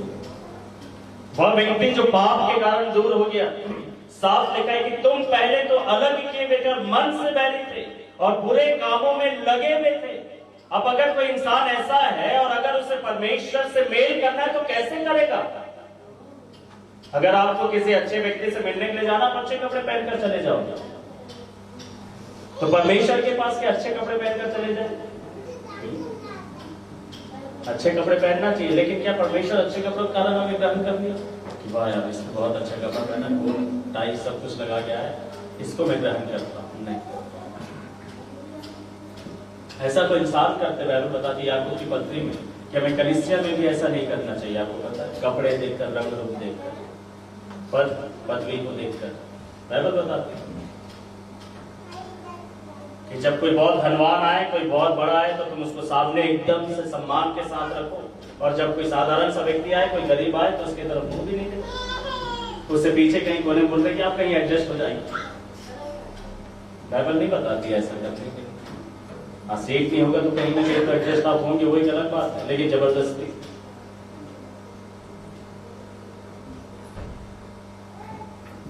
लिखा तुम पहले तो अलग किए हुए और मन से बैरी और बुरे कामों में लगे हुए थे, फिर भी उसने अपने शारीरिक देह में मृत्यु के द्वारा आपका मेल, मेरा मेल परमेश्वर के साथ हो जाए, इसके लिए यीशु मसीह ने अपनी जान दिया है। आपको पता परमेश्वर से मेल, परमेश्वर के पास एक व्यक्ति कब जाता है बताइए? ऐसे भी इंसान ऊपर कब जाते हैं? हमने एक बहुत अच्छा गवाही सुना था, भाई नॉमिनेट के वो फ्रेंड है अनुज भैया, अगर आपको याद है, वो बचपन से परमेश्वर को खोजते थे। पंडितों के पास जाकर उन्होंने पूछा कि मैं परमेश्वर को कैसे देख सकता हूँ, परमेश्वर कब दिखाई देता है? तो उन्होंने बोला गया कि जब एक इंसान मर जाता है तब परमेश्वर दिखाई देता है। वो सुसाइड करने की कोशिश की, क्योंकि छोटे थे, उनको पता नहीं था मृत्यु होता है क्या। उन्होंने कुछ खा लिया, कुछ कोशिश किया, लेकिन वो प्रभु की दया है कि वो बच गए, और बाद में फिर उन्होंने प्रभु यीशु मसीह को जाना। हालेलुया। वैसे तो मेरे प्रिय परमेश्वर के पास अगर पहुंचना है तो मृत्यु, लेकिन प्रभु यीशु मसीह ने उस मौत को अपने ऊपर लिया ताकि मैं और आप परमेश्वर से जीते जी मेल मिलाप कर पाए। हालेलुया। मेरे प्रिय प्रभु यीशु मसीह स्वयं हमारा मेल मिलाप कराने के लिए जगत में आए, संसार में आया, खुद मरकर उसने हमारे ऊपर यह अनुग्रह किया कि हम जीते जी परमेश्वर के कहलाएं, परमेश्वर से मेल मिलाप कर पाए, परमेश्वर से दूर ना रहे। क्योंकि बाइबल बताती है यूहन्ना 15 अध्याय में परमेश्वर का वचन कहता है कि मुझसे अलग होकर तुम कुछ भी नहीं कर सकते। परमेश्वर से अलग होकर आप कुछ भी नहीं कर पाएंगे। परमेश्वर से अगर आप अलग रहेंगे, आप शैतान के नियंत्रण में रहेंगे, शैतान के वश में रहेंगे, शैतान के क्या कहेंगे, उसके टारगेट में आप रहेंगे, आप बच नहीं सकते उससे। लेकिन अगर आप प्रभु में हैं, अगर आपका मेल मिलाप परमेश्वर से हो गया, प्रभु से हो गया है मेरे प्रिय, फिर आपको कुछ नहीं हो सकता। आपको पता है बहुत अच्छा गवाही यहीं पर घटा था, और मैं कई घटनाओं के लिए प्रभु का धन्यवाद करता हूँ। रोहिता दीदी हैं जो उनकी बहन है गड़ी कैंट से, उनका भी नाम अंजलि, और दुष्ट आत्मा उनके अंदर था। यहाँ पर चर्च में उनको बुलाए, सब लोगों ने प्रेयर किया, डीबीसी से भी उस दिन टीम आया हुआ था, और हम सब मिलकर यहाँ पर उनके लिए प्रेयर किए। दुष्ट आत्मा उस बहन के अंदर से निकला और अंगीकार का उसने प्रार्थना किया। मैंने उनको बोला कि आप अपना जीवन प्रभु को दें, और अंगीकार का प्रार्थना कि प्रभु मैं अपना जीवन आपको देती हूँ और आप मेरे अंदर आइए और आप मेरे साथ रहिए, मुझे इन सब दुष्ट आत्माओं से बचाइए। अंगीकार की प्रार्थना, और उसने दिल से किया प्रार्थना। और उसके बाद जब वो दीदी के घर में थे, तो जब मैं मिलने के लिए गया, उससे पहले कभी भी मेरे सामने आकर ऐसा नहीं बैठी, लेकिन उसने खुद कुर्सी मेरे सामने लाया, बैठी और मेरे से बातचीत करने लगी, आंख में आंख मिलाकर। और मैंने उससे पूछा कि बहन अभी आपको दुष्ट आत्मा दिखाई देता है, अभी कैसा लगता है? तो उसने बोला कि भैया अभी भी दुष्ट आत्माएं दिखाई देती हैं वो, लेकिन वो अब मेरे पास नहीं रहती, वो मेरे से दूर दूर रहती है। हालेलुया। दूर दूर रहती हैं। वो क्या बोलती हैं दुष्ट आत्माएं कि तेरे अंदर जिसको तूने बुलाया है उसको बाहर कर, क्योंकि जब तक वो तेरे अंदर है हम नहीं आ पा रहे हैं। अगर वो तेरे अंदर से चला जाएगा तब आप तेरे अंदर आ पाएंगे। हम तेरे अंदर आना चाहते हैं, उस यीशु को अपने अंदर से बाहर जाने के लिए। मैं झूठ नहीं बोल रहा हूँ, दीदी से आप पूछ सकते हो उनकी छोटी बहन के बारे में। हालेलुया। वो मेल है हमारा। अगर आपका मेल मिलाप यीशु मसीह से हो जाएगा तो दुष्ट आत्माएं ऐसे हो जाती है, आपका कुछ नहीं कर सकते। लेकिन क्या वो मेल मिलाप हम करेंगे? वो मेल मिलाप करवाने के लिए सौभाग्य, सुंदर जीवन, क्या ये अच्छा जीवन नहीं है? क्या ये सुरक्षित जीवन नहीं है जो प्रभु ने उस बहन को दिया था? क्या हम नहीं चाहते कि दुष्ट आत्माएं हमसे दूर रहें, हम उन सब चीजों से बचे रहें? और ये सब प्रभु यीशु मसीह ने कैसे दिया मेरे प्रिय? मेल मिलाप होने के कारण, और ये मेल मिलाप कराने के लिए उसने अपनी मौत, उसके मौत के द्वारा, उसके मृत्यु के द्वारा वो हमारा मेल बना है मेरे प्रिय। अगर आपको लगता है कि आप परमेश्वर से दूर हैं, परमेश्वर कोसों दूर है, आपको लगता है कि मैं स्वर्ग में कैसे जाऊंगा उससे बात करने के लिए, नहीं, आपको वहां जाने की जरूरत नहीं, खुद आपके पास आए, वो यही है। हालेलुया। वो हमारे साथ रहता है मेरे प्रिय, वो हमें कभी नहीं छोड़ता, कभी नहीं छोड़ता। एक आखिरी बात बताकर मैं समाप्त कर दूंगा मेरे प्रियो। आइए फिलिपियों की पत्री से देखिए और प्रभु यीशु मसीह हमारे लिए क्या बने। फिलिपियों की पत्री उसका 2 अध्याय और उसका 4 से लेकर 8 वचन तक हम लोग देखेंगे। फिलिपियों की पत्री उसका 2 अध्याय और उसका 4 से लेकर 8 पर, तुम में से प्रत्येक अपना ही नहीं परंतु दूसरों के हित का भी ध्यान रखे, अपने में वही स्वभाव रखो जो मसीह यीशु में था। हालेलुया। स्वभाव बदल सकता है और जो स्वभाव पीढ़ी दर पीढ़ी चला आ रहा है वो दूर हो सकता है और मसीह का स्वभाव हमारे अंदर आ सकता है। जिसने परमेश्वर के स्वरूप में होते हुए भी, जिसने परमेश्वर के स्वरूप में होते हुए भी परमेश्वर के समान होने को अपने अधिकार में रखने की वस्तु ना समझा। हालेलुया। प्रभु यीशु मसीह के बारे में लिखा है कि वो परमेश्वर के स्वरूप में होते हुए भी, क्योंकि वो स्वयं परमेश्वर है, परमेश्वर का पूरा परमेश्वरत्व प्रभु यीशु मसीह के अंदर वास करता है, लेकिन उसने अपने आप को कैसे दीन किया? जिसने परमेश्वर के स्वरूप में होते हुए भी परमेश्वर के समान होने को अपने अधिकार में रखने की वस्तु ना समझा। कई बार हमारे दिल से वो बातें नहीं निकलती, घमंड हमारे अंदर से बाहर नहीं जाता, कहीं ना कहीं हमारे अंदर, हमारे दिमाग में, हमारे दिल में, हमारे किसी कोने में बना रहता वो घमंड, और समय पर चुपचाप वो प्रकट होता। एक बार एक पास्टर फर्नांडिस करके एक उनका संदेश हमने सुना, बहुत अच्छा लगा। उन्होंने बोला कि कई बार लोग बोलते हैं कि जब से पैसा आ गया ना इसके पास बड़ा घमंडी हो गया। उन्होंने बोला पैसा आने के कारण घमंडी नहीं हुआ, घमंड उसके अंदर पहले से था, पैसे में प्रकट कर दिया, पैसे में प्रकट कर दिया कि वो घमंडी है। क्योंकि हर कोई जो धनवान घमंडी हो जाता है नहीं होता। हम लोग कई जो धनवान भारत में भी हैं, आप उनको देखें, जो रतन टाटा, वो आपको लगता है कि घमंडी है? आपने सुना उनके जो वो बोलते हैं कभी कभी नहीं, लेकिन और दूसरे मेरे प्रिय, लेकिन जिसके अंदर घमंड रहता है ना, कुछ चीजें उस घमंड को प्रकट कर देती, वो दिखाती है किसके अंदर घमंड और वो चीज अब दिखाई देती। हालेलुया। बाइबल बताती है मेरे प्रिय, प्रभु यीशु मसीह के पास ये अधिकार था, परमेश्वर के समान होने के बावजूद भी उसे उसने अपने अधिकार में रखने की वस्तु ना समझा। 7 पद में लिखा है, उसने अपने आप को ऐसा शून्य कर दिया, इतना ज्यादा शून्य कर दिया, उसे जरा भी शिकायत नहीं थी कि मुझे कोई कुछ नहीं समझता, क्योंकि उसने अपने आप को वैसा ही कर दिया जैसे कुछ है ही नहीं। हालेलुया। उसने अपने आप को ऐसा शून्य कर दिया कि दास का स्वरूप धारण कर मनुष्य की समानता में हो गया। इस प्रकार मनुष्य के रूप में प्रकट होकर स्वयं को दीन किया और यहाँ तक आज्ञाकारी रहा कि मृत्यु वरन क्रूस की मृत्यु भी सह लिया। उसकी दीनता इसमें प्रकट हुई कि जो कुछ उसके साथ किया गया उसने होने दिया। हालेलुया। उसने होने दिया। ऐसा नहीं कि सिर्फ ड्रेस चेंज किया, दिल तो बदला ही नहीं। कपड़ों से बड़े नम्र और दीन दिखाई दे रहे हैं, लेकिन थोड़ा सा छेड़ो पता चलता है कि जरा भी दीनता नहीं, नम्रता नहीं, कभी ना कभी वो चीजें प्रकट होती।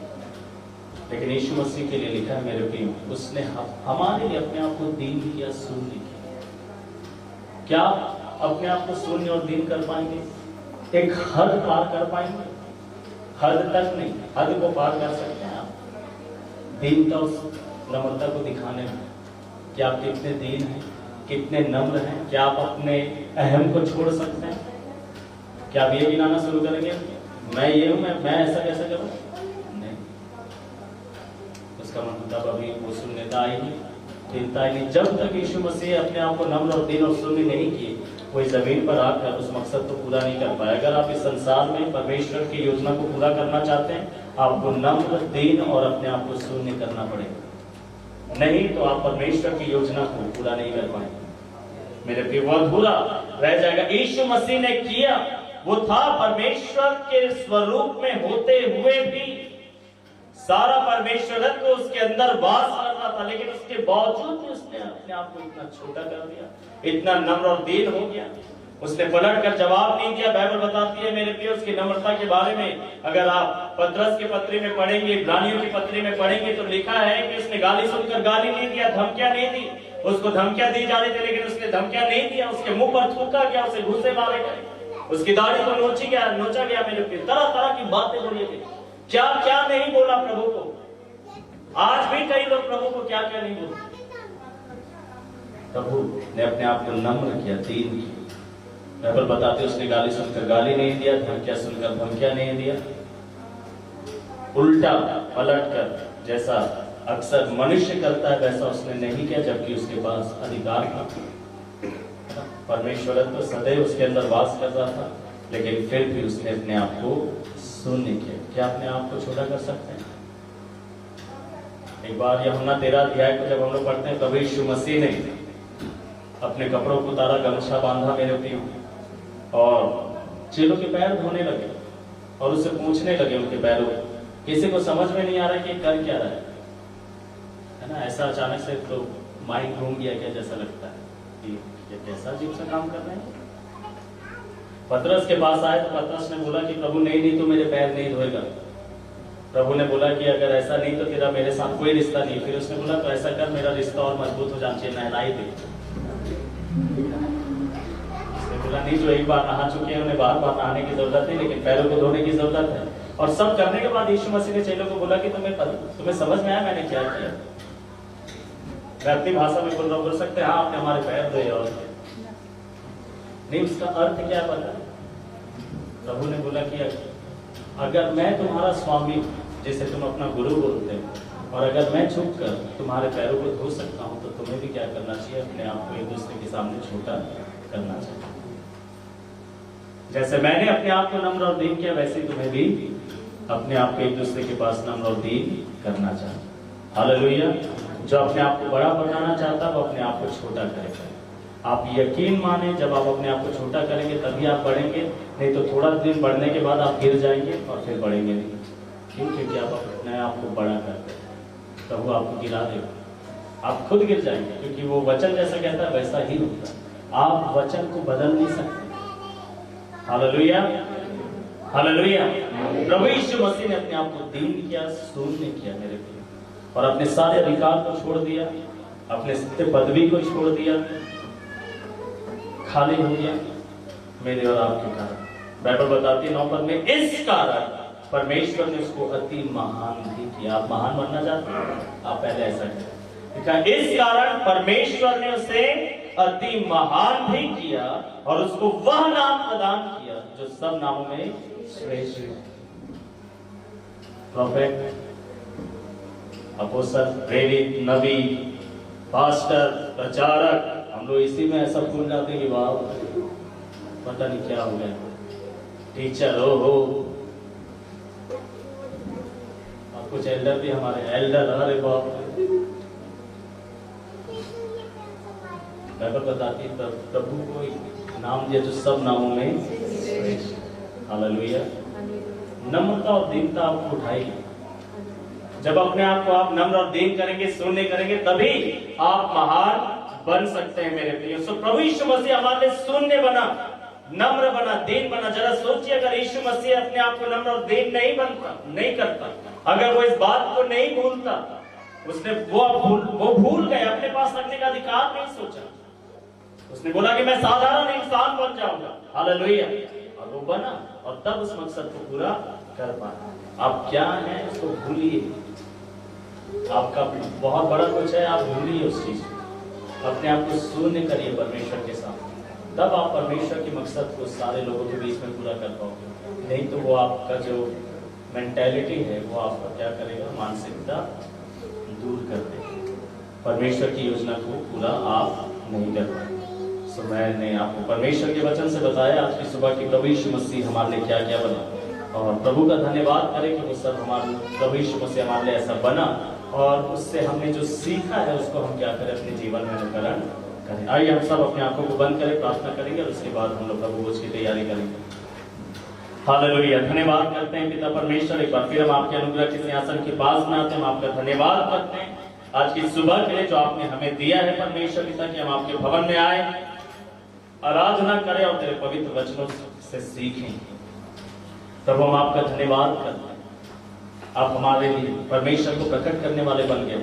परमेश्वर का मेमना जो जगत का पाप उठा लिया जाता, वह मेमना आप हमारे लिए बन गए प्रभु जी। आप हमारे श्रापित हो, आप हमारा प्रायश्चित ठहरे प्रभु। मैं आपका दिल से धन्यवाद करता हूं, आपने अपने आप को नम्र किया, दीन किया, शून्य किया प्रभु जी।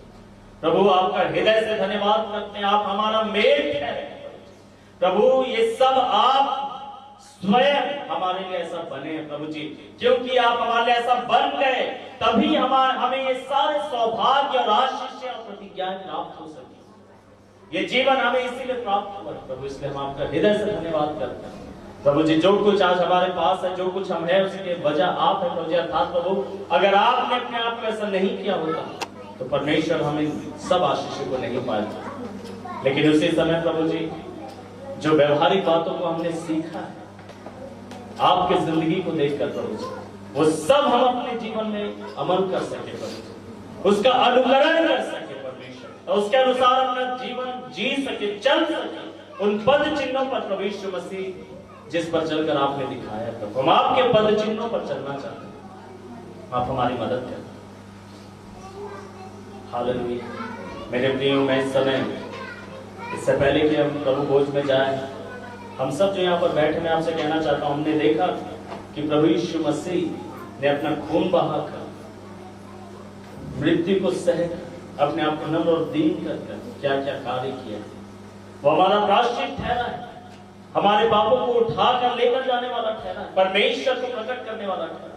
मैं आपसे कहना चाहता हूँ मेरे प्रिय, अगर आप परमेश्वर को जानना चाहते हैं तो आप इस समय प्रार्थना करिए और प्रभु को बोलिए कि प्रभु मैं परमेश्वर को जानना चाहता हूँ, परमेश्वर को जानना चाहती हूँ प्रभु, इसलिए मैं आपके पास आता हूँ, आपके पास आती हूँ। आप मुझ पर परमेश्वर को प्रकट करें, आप प्रेयर करें। पापों की क्षमा अगर आप चाहते हैं मेरे प्रियो, इस समय प्रभु को बोले कि प्रभु आप परमेश्वर का वह मेमना जो जगत का पाप उठा ले जाता है, मेरे पापों को उठा ले जाइए, मुझे छुड़ाइए मेरे पापों से। आप मेरे प्रायश्चित, आपने खून से मुझे धो दीजिए, मेरा मेल मिलाप परमेश्वर से कराइए। आप उससे बोले मेरे प्रिय, हालेलुया। अपना जीवन प्रभु के हाथ में समर्पित करें। Hallelujah, hallelujah, hallelujah, hallelujah. Thank you Jesus, thank you Holi spirit, hallelujah, hallelujah, thank you. धन्यवाद प्रभु जी, हालेलुया, धन्यवाद यीशु, थैंक यू जीसस। परमेश्वर पिता बैठे हर एक को आप ब्लेस करें, हर एक में प्रभु यीशु मसीह के नाम में शांति, छुटकारा, चंगाई, सफलता, संपन्नता, कल्याण, बढ़ती आनंद, उत्साह, प्रफुल्लता और दीर्घायु के वचन कहता हूं प्रभु जी।